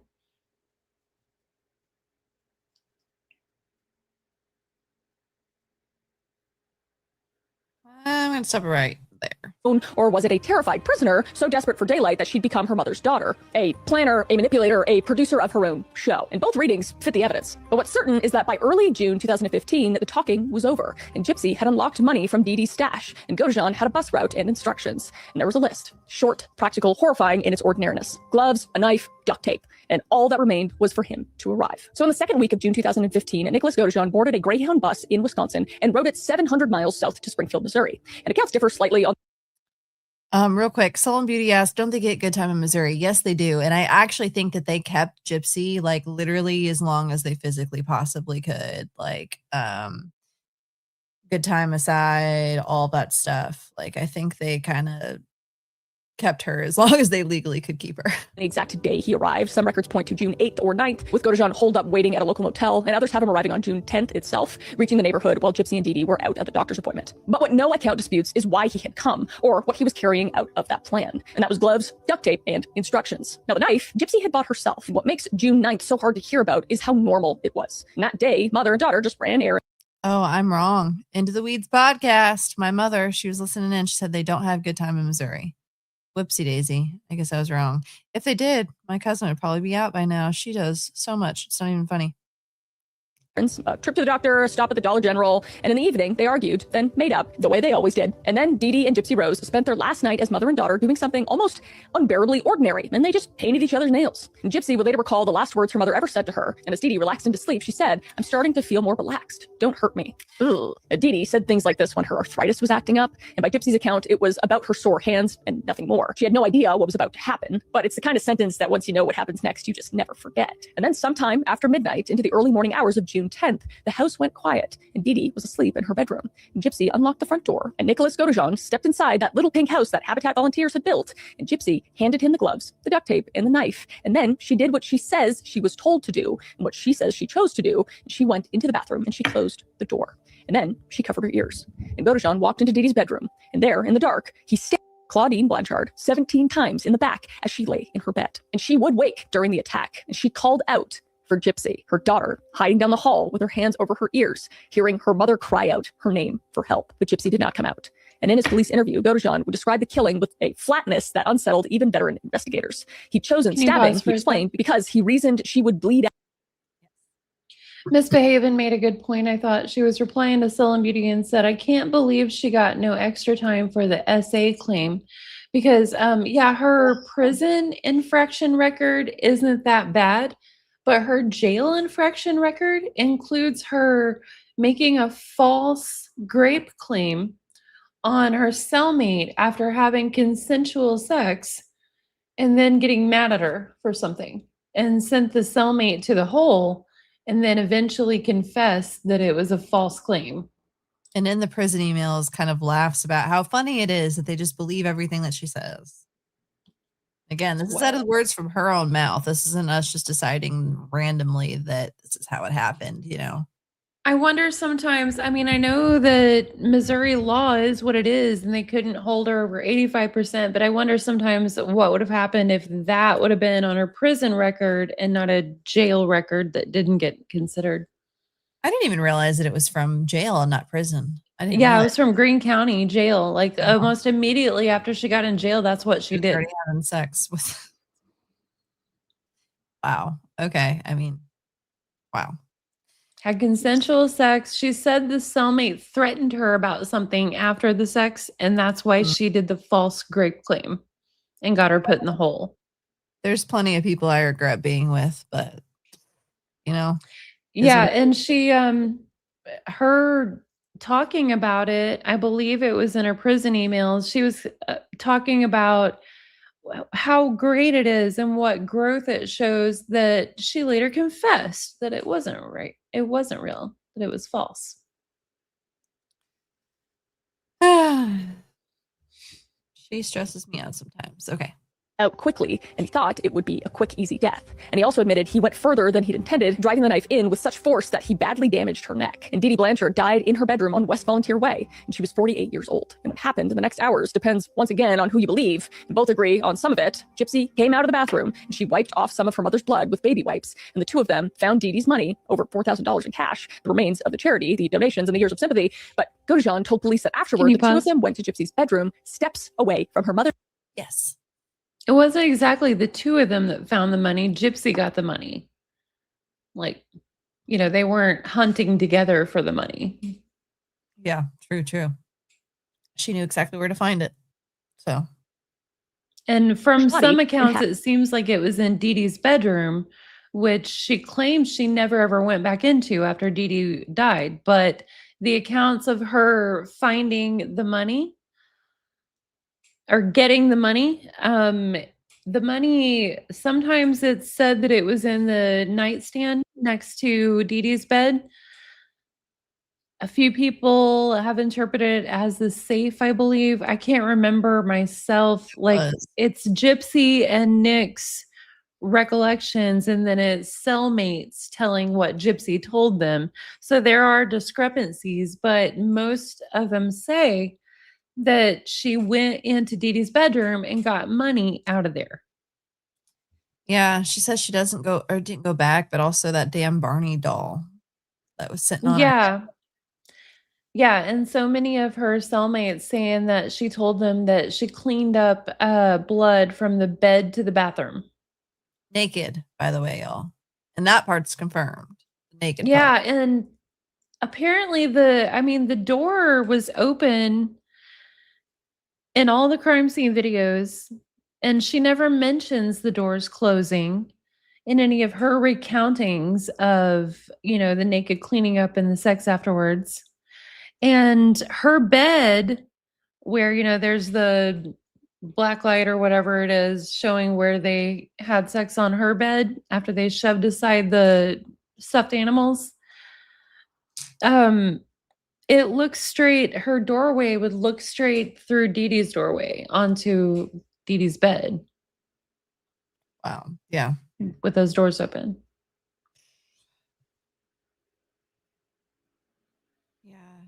I always forget the setup of the house, exactly how it was. But yeah, being right there is real There are close. so many layered, creepy details to it. Like all of us who cover this and who watch all of our commenters and things who go into researching this case, we've all probably forgot more about this than the average person hearing about it will ever know. You're not kidding. Okay, press play again. Had consensual relations. Gypsy tells it differently, and at the trial, she testified that there was nothing consensual about it. And Godejan actually took advantage of her that night, and that as it happened, she cried out for her mother, the mother who was now lying dead down the hall. So there's two people with two different stories, and one of them was a cognitively impaired man facing a murder charge, and the other was a woman who had spent her entire life inside other people's fictions.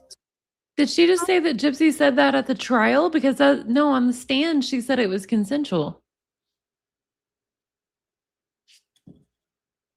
Out of the bathroom, and she wiped off some of her mother's blood with baby wipes, and the two of them found Dee Dee's money, over $4,000 in cash, the remains of the charity, the donations, and the years of sympathy. But Godejan told police that afterward, the two of them went to Gypsy's bedroom, steps away from her mother's body, and had consensual relations. Gypsy tells it differently, and at the trial, she testified that there was nothing consensual about it, and Godejan actually took advantage of her that night, and that as it happened, I think that's a legit error. Yeah, I'm pretty sure. Yeah, something we've all called out a lot is that Gypsy said on the stand that it was consensual and then turned around and said in her book that it was grape. Arista 177 says they had all these weird fantasies. Yeah. She does tell Nick that she's going to do that to him multiple times over text, you know? Yeah. And they said to each other, she said in her videos and Facebook messages over and over that, you know, they would do these grape fantasies and role plays and stuff like that. And that she would say, no, stop. And that he was to keep going as part of the fantasy unless she said the safe word. Now, I've never come across any documentation yet of her actually assigning a specific safe word. But she specifically says in her memoir, it was grape because I said, no, stop, and I meant it and he didn't. Then we have all these FOIAs of her telling him over and over, I'm going to say no, stop, and that doesn't mean anything. You keep going because this is the fantasy only if I say the safe word, stop. But I've still not seen evidence of the safe word yet. Yeah, and she goes back and forth between... was I assaulted? Was I not assaulted? Accusing that woman of assaulting her. So then it's like, where are we really standing? And then also in the prison email, she says that she's a virgin because no one ever beat that shit up. And I quote. Well, she pretty much kept claiming to be a virgin until she was visibly pregnant. Saying so after that she, you know, no one's ever made her. After she got out of prison, she was like, I'm still kind of a virgin. Yeah, well, I think she even like might have said something along the lines of like, since no man's ever made her orgasm, that she's basically a virgin. Oh yeah, that was after she divorced Ryan. She's still kind of a virgin because she said that she'd never had an orgasm, but like period, not even just by herself, like not even by herself. Like she was like saying that she had never had one, period. Like, I feel like from the FOIAs, it's obviously not true, but yeah. Yeah. Anyway, if I could, never mind. She cried out for her mother, the mother who was now lying dead down the hall. So there's two people with two different stories. And one of them was a cognitively impaired man facing a murder charge. And the other was a woman who had spent her entire life inside other people's The comments fictions. say her so it's up to you to decide which otherwise. Oh. Yeah. Moving on. If you know, you know. So I have an electric toothbrush. I don't want to think about all that. Story you want to believe. I'm not going to decide for you. So just before 6 a.m, a taxi pulled up outside the pink house and two passengers climbed in. And it was a young man and a small young woman in a blonde wig, upright and walking. And the empty wheelchair stayed behind on the porch. So for two people who had just committed murder, Gypsy and Godejan behaved less like fugitives and more like tourists. And the taxi dropped them off at the Days Inn on the far side of Springfield. And for the next 2 days, the couple simply just existed out in the open. Security cameras caught them again and again, browsing the aisles at Walmart, sharing a meal at Waffle House. A young couple on an unremarkable errand run miles away from a house with a body inside of it. And the cab driver who picked them up. No, disagree. That would mean that somebody that is with somebody of the same sex could not lose their virginity, and that's not true. Sorry. Would later testify about the strange pre-dawn fare, and his description of Gypsy is one of the most memorable in the entire case, because he said she looked like a child, and he said she sounded even younger, and carried herself with the attitude of a middle-aged woman, though, like sharp-tongued enough that she wasn't afraid to tell him off. So just something about her, he told the court, was just wrong. And he was the first stranger to meet the real Gypsy Rose. or lose Gypsy Rose. So, which one was it? A predator of a captive? Oh, I just realized that our clip ended. Yeah, it ended, but I'm almost wondering if it's playing a different one because, hold up, let me play oh no, it's not because the comment's the same. It stopped being 1.5 times speed, so I was like, what? Did something that tells you exactly how much they understood about evading a murder investigation, and they mailed the knife. They boxed up the murder weapon and shipped it ahead to go to. I think that was intentional. Yeah, if she looked into the FOIA, she would know that Gypsy discussed with him by text sinking the knife in Springfield Lake, which would have helped them, but for some reason decided at the last minute, no, they were going to take it with them. And Nick's only explanation, he didn't retain or whatever, why they switched from the lake to this. But he said, well, she mailed it because she didn't know if you could bring it on a bus. There might be metal detectors. Like, he never explained why on earth they were taking it with them. That clearly was something Gypsy decided after telling him in the pre-planning that they were going to sink it in the lake. Metal detectors on a bus. I don't think I've ever seen any of that. But didn't she have a bus pass before, like prior? Yes. So she would have known what it's like to be on a bus? She had a Springfield bus pass. And I've never been on a bus in Springfield, so I don't know if they're a little more fancy. But in 2015, now I know they're talking about in maybe it was St. Louis or Kansas City. They're talking about putting those face scanners on the buses, which it feels like we're in Big Brother. And not the fun kind. What's today? Saturday? Big Brother comes on tomorrow. So upset they evicted Jason, my drag queen. Anyway, sorry. Anyway, I'll play a little bit more of this now. John's home in Wisconsin. And in the return address field, they wrote the address of the pink house on West Volunteer Way, so the victim's home. So on June 12th, they boarded a Greyhound bus north, and witnesses along the way would later remember the small young woman in the blonde wig, walking unassisted through the terminals. And by June 13th, they were at Godejohn's house in Big Bend. And it might have held for a while too, because no one was coming to check on Dee Dee Blanchard. And she had made sure of that herself years ago, because she didn't have a job, she didn't let Gypsy go to school, and she didn't have family nearby. She had spent 2 decades pruning away every person who might come knocking, and Gypsy knew it. So her mother's body could lie in that bedroom for weeks going unnoticed. And by Gypsy's own account later, apparently she couldn't bear that, because apparently she did want her mother to be found. So on June 14th, she saw. She wanted her mother to be found, or was she just getting tired of Nick? Yeah, I don't know. That's not a thing that she could have probably figured out without digging into, all of our videos and stuff like that. But from everything that we went through and read with the FOIAs, it seems very obvious to me that she suddenly was like, oh my God, Nick is not quite what I fantasized. Although having watched those videos, I don't know what the hell she thought he was going to be. But anyway, and I think she blew it up just to get away from Nick. I don't think she really had a care about Dee Dee. Yeah. And also, I just thought about another thing about her being there. She talks about how she's basically a virgin, but if you listen to Bobby Godejohn, Nick's father's testimony, they were doing it like rabbits up there, and he was like, "Oh yeah, in the house, like you need to stop." He said he had to tell them to be quiet because of the children in the house. Yeah, my mom said the wrestling sheets, and then she married Ryan Anderson, who had wrestlers everywhere. Yeah. Oof. Assignment was that evidence of freedom. And did I just mess it up again? Did something that tells you exactly how much they understood about evading. I'm so damn confused. I keep losing my spot here. She's talking about mailing it, so I think it's just back at the beginning.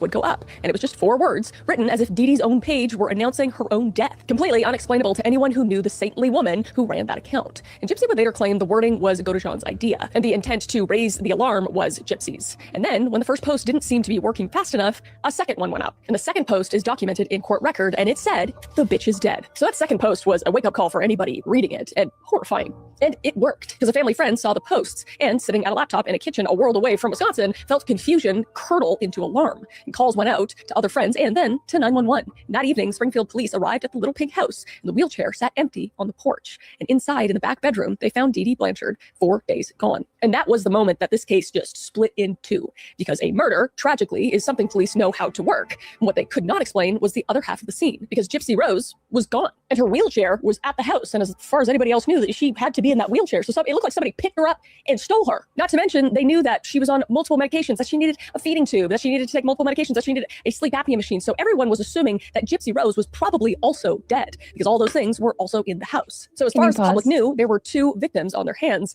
But Yes.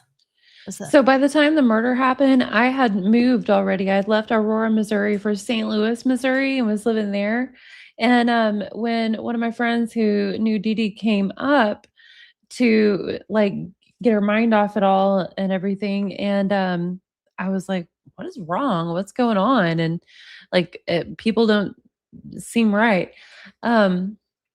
And they told me, they're like, you remember Gypsy Rose and Dee Dee? And I'm like, yeah, wheelchair cancer, Hurricane Katrina. And they're like, well, Dee Dee was found dead, stabbed. And the first thing out of my mouth was, oh my God, is Gypsy okay?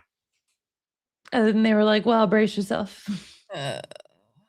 Just had to say that. Because what she was saying coincides with that of like, when Dee Dee was first found dead, everyone was like, oh, where's Gypsy? Oh God, like, what about Gypsy? Yeah. Even me, who had been like, she's moving her legs and stuff like that. But it never occurred to me that she would be fully healthy. And it turns out I was right on that. Fully healthy and do what she did, or allowed. Yeah, she's not fully healthy. She has problems, but yeah. Just look at the way she talks and walks and operates now. And I'm not even trying to be a bully with that. It's just like, I have eyes, Mm-hmm. Wild.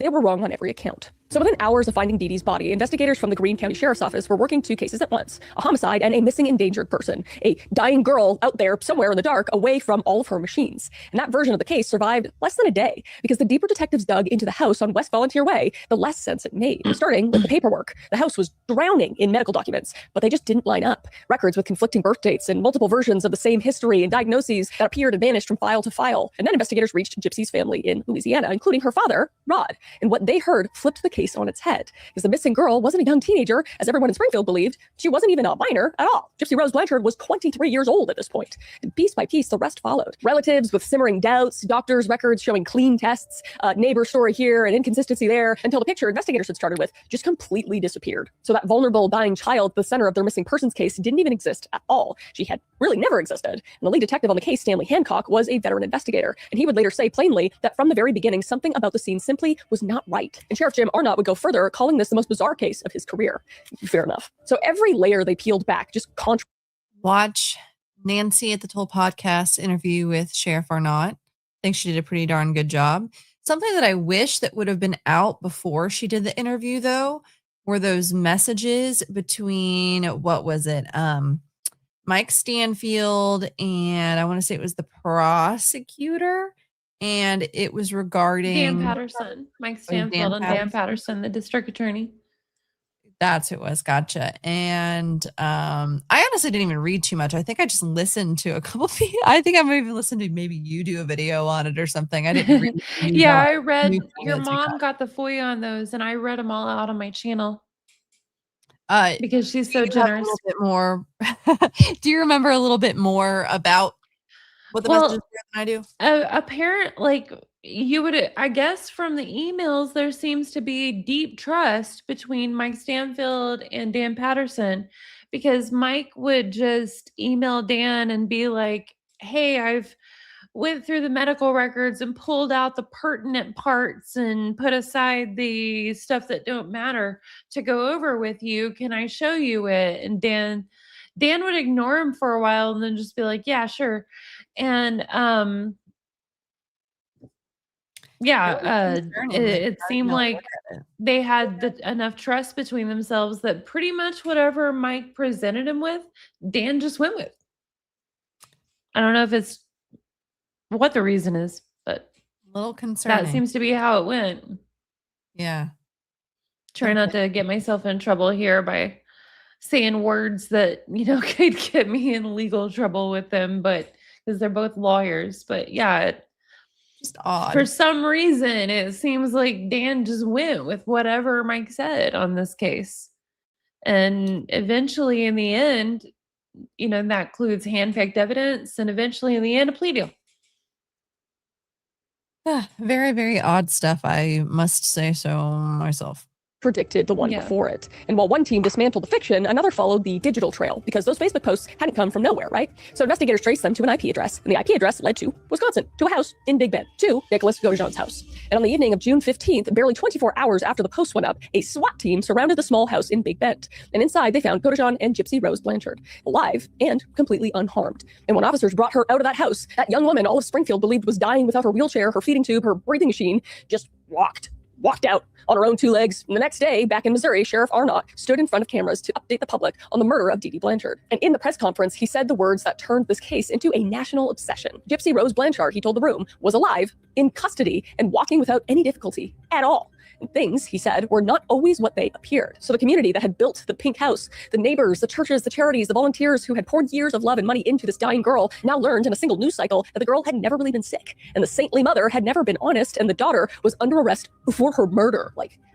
you can't write this stuff. So there was grief and betrayal and sympathy and also rage, just all of it at once with nowhere to really land. Because if Dee Dee was the monster, her daughter helped kill her. And if Gypsy was the victim, she was also now a suspect in a homicide. So on June 15th, 2015, in separate interview rooms at the county sheriff's office in Wisconsin, detectives sat down with two suspects in the murder of Dee Dee Blanchard. Missouri had sent its own people north. Among them were Detective Stanley Hancock, the veteran investigator who had been at the pink house from the start. And he took the interview that mattered most.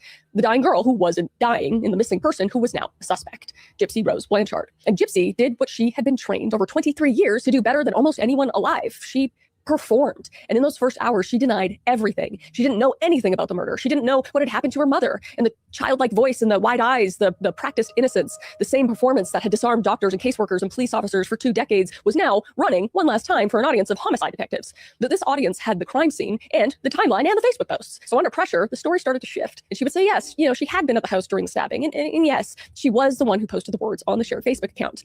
But to make sure her mother was found, she would say faster. And down the hall, Nicholas Godejohn required far less effort. Godejohn admitted in that flat, matter-of-fact way of his that he had come to Springfield to kill Dee Dee Blanchard. The guy doesn't play hard to get, tell you what. And he just walked detectives through the night step by step. And he told them something that would shape both prosecutions to come. Because before he did it, he said, he asked Gypsy one question, which was she sure she wanted him to kill her mother? And Gypsy, he said, answered yes. I used to take a medication. I used to hear Yeah, no shit. She said yes. I mean, she got him out there.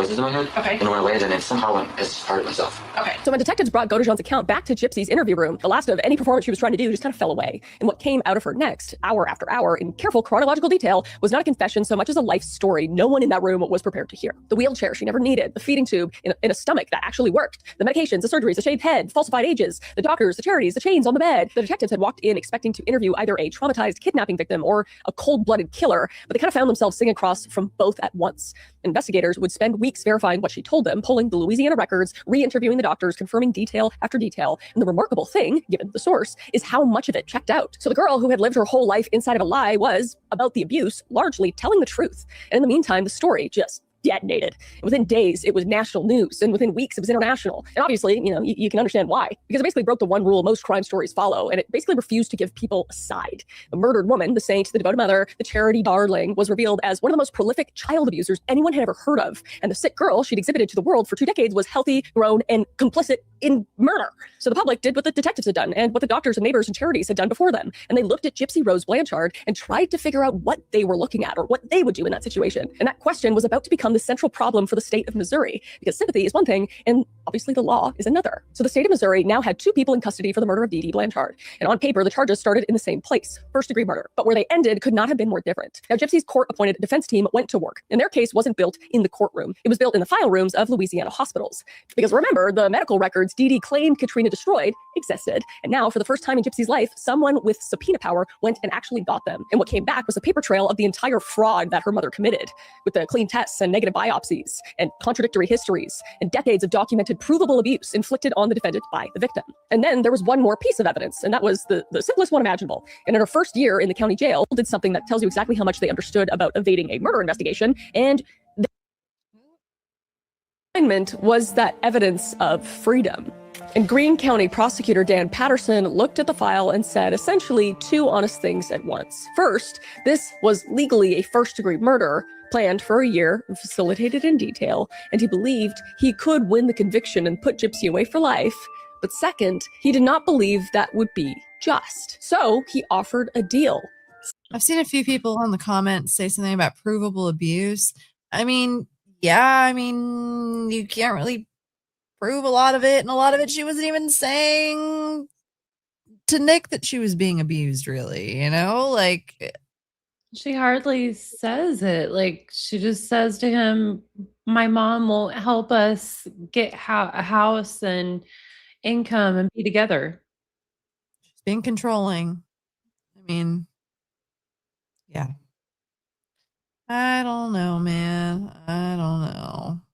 Second-degree murder, 10 years, the minimum the charge allowed. So on July 5th, 2016, Gypsy Rose Blanchard stood in a Springfield courtroom and pleaded guilty to the second-degree murder of her mother. She admitted her role in planning the killing, and she was sentenced to 10 years in the Missouri Department of Corrections, and with everything she'd already served counting toward it. So 1 year, almost to the day after police found Dee Dee's body, Gypsy Rose's case was closed. And Nicholas Godejohn's took longer and ended much, much worse. Prosecutors offered Godejohn a deal as well, but he would turn it down because he'd watched Gypsy get 10 years, and he believed a jury, hearing the full story, the abuse, the manipulation, the demona videos, his own diagnosed vulnerabilities, might see him as something less than a first-degree murderer and might give him something closer to what she got. But in November of 2018, Godejohn stood trial for first-degree murder, and the star witness against him was Gypsy Rose Blanchard. And on the stand, Gypsy did something that still divides people who study this case. Wasn't she a witness for him? She testified that the plan was real and that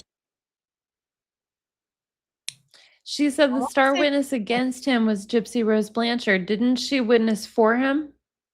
I want to say she did. Anyone in the comments remember? I'm pretty sure she was called by his people, and she wrote in both her book and her emails that testifying for him that she was the one who planned it, blah, blah, blah, She could do was her form of redemption for herself, and she felt done after that. Yeah, I think you're right. I think you're right on that. I'm pretty sure. Yeah, Snowflakes issues before. No Misbehaving says no, it was against him. This Mallory says also thought it was on his defense. Ruth Carroll, yes, for him. I guess we're gonna have to look at that after this, and we'll have to double check. We got both answers in the comments. we'll try and get a definitive answer for y'all. she had pushed it and that she talked him into it. And his defense argued exactly what you'd expect. A cognitively impaired man, an IQ in the low 80s, programmed for months by the only person who had ever really loved him. So the jury deliberated, and the jury For years. said no, because whatever had been whispered into Nicholas Godejohn's ear over those months, he was the one who got on the bus, and he was the one who took the knife, and he was the one who stood over a sleeping 48-year-old woman and stabbed her 17 times. And the law had a name for that, and the jury used it, and it was first-degree murder. So he got life in prison with no parole, plus 25 years for armed criminal action, and he was sent to Potosi Correctional Center, the maximum security prison where Missouri houses its most serious offenders. And he has appealed his conviction repeatedly, but every appeal has failed. So at this point, he will be in prison for the rest of his life. So in 2016, Gypsy Rose Blanchard arrived at Chillicothe Correctional Center, a women's prison in northern Missouri, to serve out her sentence. And almost immediately, she did something quietly remarkable. She sat down at a prison computer and she looked up what had happened to her. Because for the first time in her life, no one was... Is that true? That she sat down at a prison computer and looked up what happened to her? I've never heard that before. I had never heard that before I listened to this, and I was like, I'm not saying it's not true, but I've never heard it, and it doesn't sound right. I've never heard that. Also, I just did a quick Google, and Google says that she was a witness against him. Like Misbehaving is saying. I thought sure that she was called by his defense somehow, but I don't know. I must be remembering something wrong. We'll have to look through like the actual document, see if there's anything that is and isn't. Because I know, like, especially if it was like the Google AI overview, I know that that's often wrong. So it might be pulling from like an article or something that got it wrong or whatever. But I don't know. I feel like I remember there was something controversial about the way she was called. We'll figure it out. We'll let y'all know. Monitoring her screen, to a certain degree, because there was obviously prison guards, but not like looking over her shoulder. And no one was squeezing her hand to keep her quiet. And there, in clinical language, Gypsy read the textbook description on Munchausen syndrome by proxy, the perpetrator profile, the victim profile, and the patterns. And she also discovered that it wasn't just her, and that it actually happened to other children too, and that none of it was her fault, and that somewhere in the literature on the page describing the perpetrators, it was her own mother. And it kind of reframes everything about how Gypsy talked about prison. Because when ABC's 2020 sat down with her in January of 2018, she said the same thing that became this case's defining quote. And now you can hear it the way she meant it, saying, quote, "The prison that I was living in before with my mom, I couldn't walk, I couldn't eat, I couldn't have friends. Over here, I feel like I'm freer in prison than living with my mom because now I'm allowed to just live like a normal woman." Unquote. Oh, she was Because eating. prison had a schedule and rules and locked doors, but it also had solid food and friends her own age and her real birthday. So it was, honestly, an upgrade for her. And while Gypsy served her time outside, she was becoming famous. And in May, Twinment was that evidence of freedom. And Greene County prosecutor Dan Patterson looked at the file and said essentially two honest things at once. Okay, it's going back over it. Honestly, an upgrade. Okay, this is the last clip. Last clip, y'all. We're in the home stretch. And I'll let y'all go. Also, she just repeated that, Gypsy finally got to prison and suddenly had solid food and all that. Gypsy said in her videos she loved gumbo, she loved pancakes, blah, blah, blah. She was having food, yeah. Royal mashed potatoes, y'all. Talked about barbecue. For her. And while Gypsy served her time outside, she was becoming famous. And in May 2017, when HBO aired Mommy, Dead, and Dearest, a documentary widely praised as the definitive account of the case, that November, Dr. Phil dedicated a 2-part special to the story. And in March of 2019 came the big one, The Act, a Hulu limited series dramatizing Gypsy's life with Joey King as Gypsy and Patricia Arquette as Dee Dee. And it drew millions of viewers. And Arquette won the Emmy for her portrayal of Dee Dee Blanchard. And Gypsy watched The Act from prison, and she described the experience of seeing her own life compressed and dramatized for an audience as something so strange that English didn't quite have a word for it. And the fame came looking for her too, just one letter at a time. And prison pen pal mail poured in. And in 2017, a young Texan named Ken Urker wrote to her. As for the act thing, she said, that she didn't like it and that they didn't give her any money or anything. But that's another thing. I mean, I know she didn't say anything about that really there. That's another thing when you look at the prison emails. The people that did the act actually set up some kind of a fund for her. A trust fund of $50,000. I believe it was Nick Acosta, the producer of the act. Gypsy was talking about wanting to sue them for using her name without permission and blah, blah, blah, and being mad about the inaccuracies.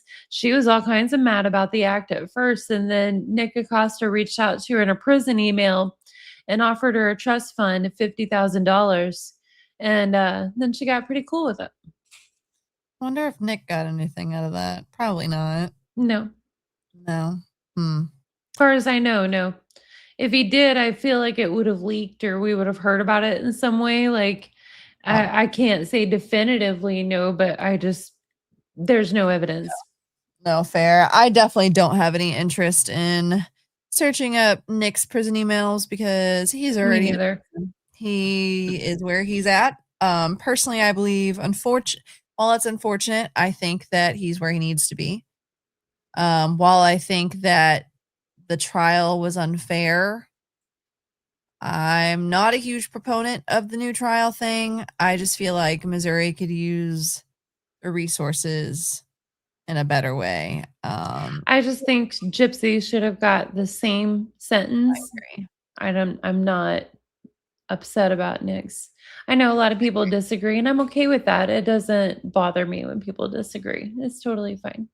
Yeah, I just don't think I don't think the way that he got the sentence is right. I think that the trial was a little weird, a little wonky, and that I don't think that he had proper defense. But like you said, I think he's where he deserves to be. And I don't think that a mental hospital is going to be a better place for him. That's for damn sure.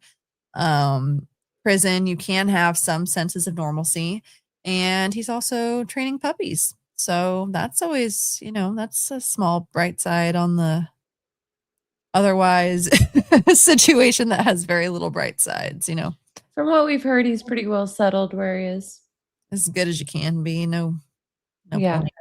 So her after watching the HBO documentary. And letters became phone calls and phone calls became visits. And during one of those visits in 2018, Ken actually proposed. And Gypsy said yes. It was her first engagement, conducted entirely inside a prison. And by 2019, under the weight of public scrutiny and outside pressure, it fell apart. And then in 2020 came another letter.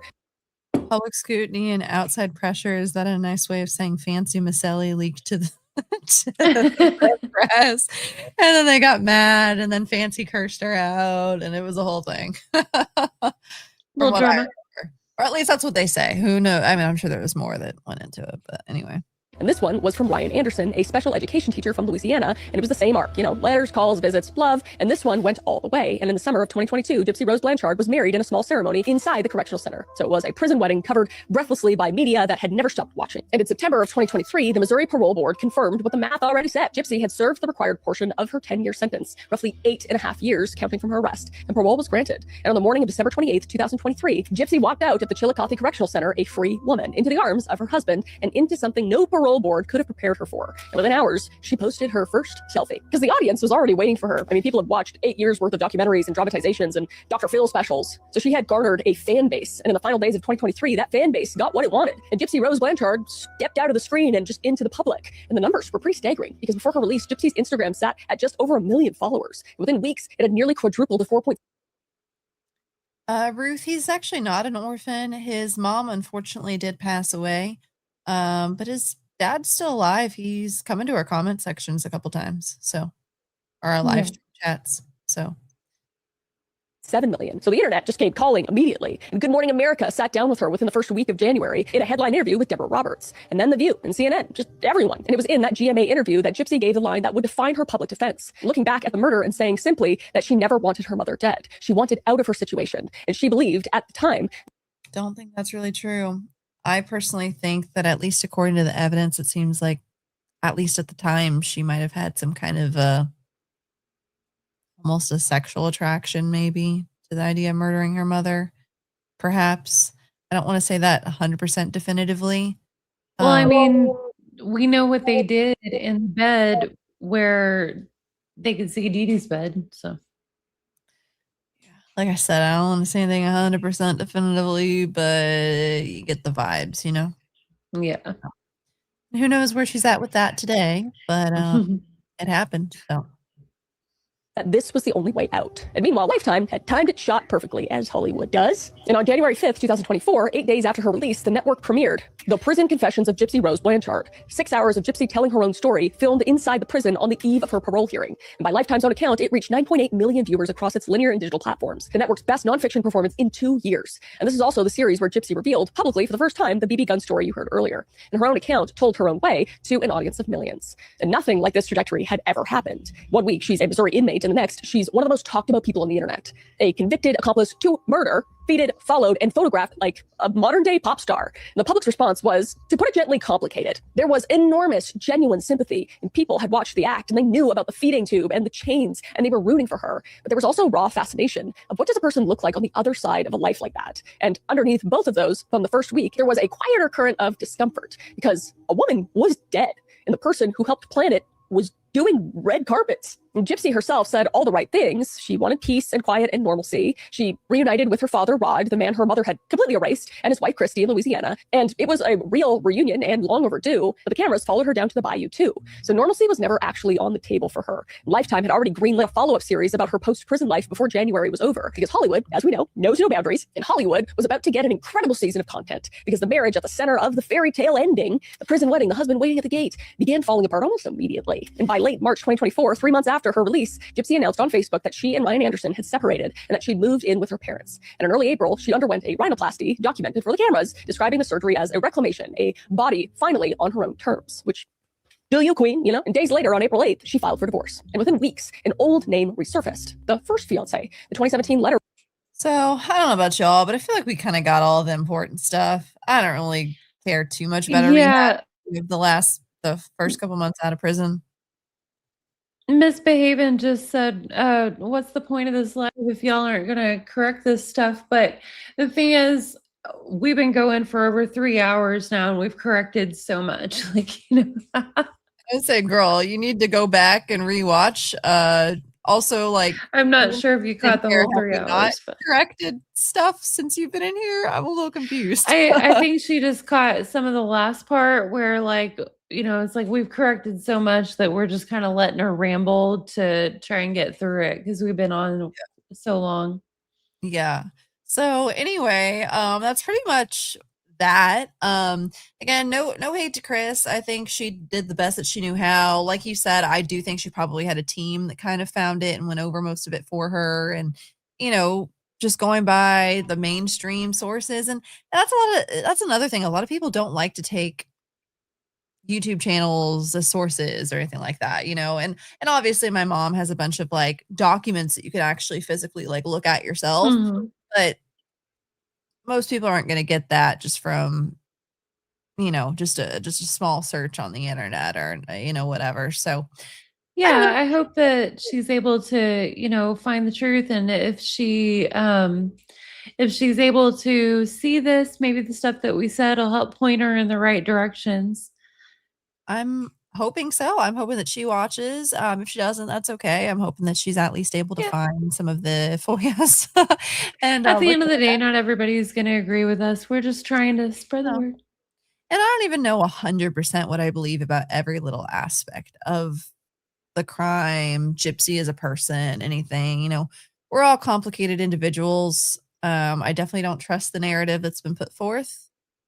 And for like the 8th time in this live stream, I'm going to say again is that there's his side, her side, and the truth, and it's somewhere in the middle, and we'll never know. Um, I am hoping. I don't know. I'm never really going to believe anything that comes out of Gypsy's mouth. I'm excited to see this pretend podcast. I don't have too much to talk about, to say about it. It wasn't worth, doing a whole live stream about it or anything like that. I'm hopeful. My mother and I did speak with Javier. Um, and he's not someone to just, in my opinion, just take what everybody, what one person has to say and just like not do anything with it. You know what I mean? I think he's doing his due diligence. He is looking into the FOIAs. I don't know. I think he seems like a good dude, and I'm excited to see what he does. And maybe there's things I'll agree with, maybe there's things I won't agree with, but we're not going to know until the 11th when it starts to come out. So I guess We'll stay tuned see. for that. So yeah, and stop talking shit, y'all. Like, just let them figure it out and post the damn video first. At least let them post the video and then talk shit, because none of us know what it's going to be like. And I talk to them, so No, it's people like, allowed to feel how they feel, It's well, whatever. I'm not saying they can't talk shit. I think some people are a little too quick to get angry at people. Just like, who knows what it's going to be like. Yeah, your feelings are valid, but I don't know. Stop being so mean. Like, don't need to be mean to them. So anyway, I don't know. So that's pretty much all I have to say. I don't know. Do you have anything else to add to it, Millennial? Not really. I think we covered everything as good as we could. It was a really long live because that was a lot. We had a lot to say at the beginning. We were stopping every few seconds to correct this and that and discuss our tone and everything. At the end, we got a little like just kind of letting it go through because we done said enough about it. But yeah, I really hope I like her style and the way she delivers. I just hope that she's able to do a little more research, and maybe the things that we said will help her have some directions. And at the end of the day, if she looks at everything and she still feels how she feels, that's her right. We might not feel the same way, but it's whatever. Yeah, no, absolutely. Hopefully at least she does the research and then she comes to her own Mhm. conclusion on her own instead of just, Yeah, if she goes through all the information and then still feels how she feels, like I might not agree with her, but I'll be like, well, at least you reviewed all the sources before you come to your conclusion. A conclusion based on a fraction of the information isn't worth a lot in any kind of context. yeah, absolutely. Okay, well, I'm gonna go through some of the chats, or not the chats, but the starred stuff over here that I missed. So if you'd like to get out of here, thank you so much, Millie, for coming up and hanging out. Awesome. Thank you. Thank you, everyone in the chat. Have a good night. Thanks. Have a good night, Millie. Okay, so I'm gonna go and I'm gonna read off some of the stuff. And I will say this right here real quick. So I don't want to involve Millie in my personal opinions because I don't know how she feels and everything. Obsession. I get that. I think he might delve a little bit into some of the problematic stuff that the anti-gypsy side has done. I don't really know. Again, I've only spoken to him a little bit. But I'm sorry, I agree. Some people are fucking obsessed. And it's kind of weird how obsessed some people are. I mean, it is what it is. I've had more issues with people on the anti-gypsy side than I have with gypsy or people on the pro-gypsy side. There's some people that are on the anti-gypsy side that are like worse, in my opinion. I don't think that we should, and I'm not saying that's all at you, by the way. Sorry, I forgot to look at the name. Glamum's backup. Yeah, that's not at you, by the way. It was just something that I was thinking of. But yeah, I don't know. I feel like a lot of times people will be like, oh, well, this person did this, but at least they didn't murder their mother. And it's like, is the bar really that low? I don't know. Some of these people kind of suck. And I know some of these people personally. So anyway, that's besides the point. So I'm going to go ahead and go through the super chats. Again, that wasn't like anything like insulting towards anybody in particular. It's just like, just how I feel. You can't pay me to talk to half the people in this community anymore after some of the shit I've seen and been through. Oof. But nobody here, everyone here that's in this chat is fine. So anyway, okay, thank you so much. I still don't understand how these YouTube gifts work. So I'm very thankful for them. I just don't know what they mean. So thank you so much for the jewels. Thank you, Soul and Beauty. And then 1970s Gen Xer moderates, gifted 5 Into the Weeds podcast memberships. Thank you so much for that. We always appreciate you, 1970. And he's a very nice guy, just so y'all know. Thank you, Cherokee Girl. It's very nice to see you here again. And thank you again, Cherokee Girl. Made it to YouTube. YouTube should be fired. No notice. Oh yeah, I feel like I don't get notifications for most of the people that I watch either. So it's crazy. Maybe you could unnotify yourself and then click it again. I don't know if that's really gonna happen. So anyway, sorry about that. Hello. I tried to read your name earlier and my brain is not computing, but thank you so much. Thank you so much for your gift. And then thank you again, 1970, for an additional 5 podcast memberships. And then again to Just La Tea for You. I think I got it. Whoopsie, my brain's kind of not firing on all cylinders. But anyway, thank you so much. I appreciate it. Thank you. We're gonna have to put something on our on our membership thing.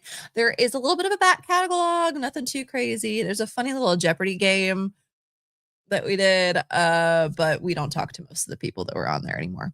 Anyway, Silver Star, thank you again so much. I really appreciate it. Toxic Barbie, thank you so much for the 550 jewels. I talk to her every once in a while on Instagram. I'm bad at talking to even like people that I know in my real life. So, I really enjoy talking to Toxic Barbie. She's very sweet. And then again, Jocelyn T. Oh my God. I'm going to stop trying to say your name because I'm sounding really stupid right now. But anyway, thank you guys all so much. I appreciate every single last one of you. And a big thank you to Millie for showing up.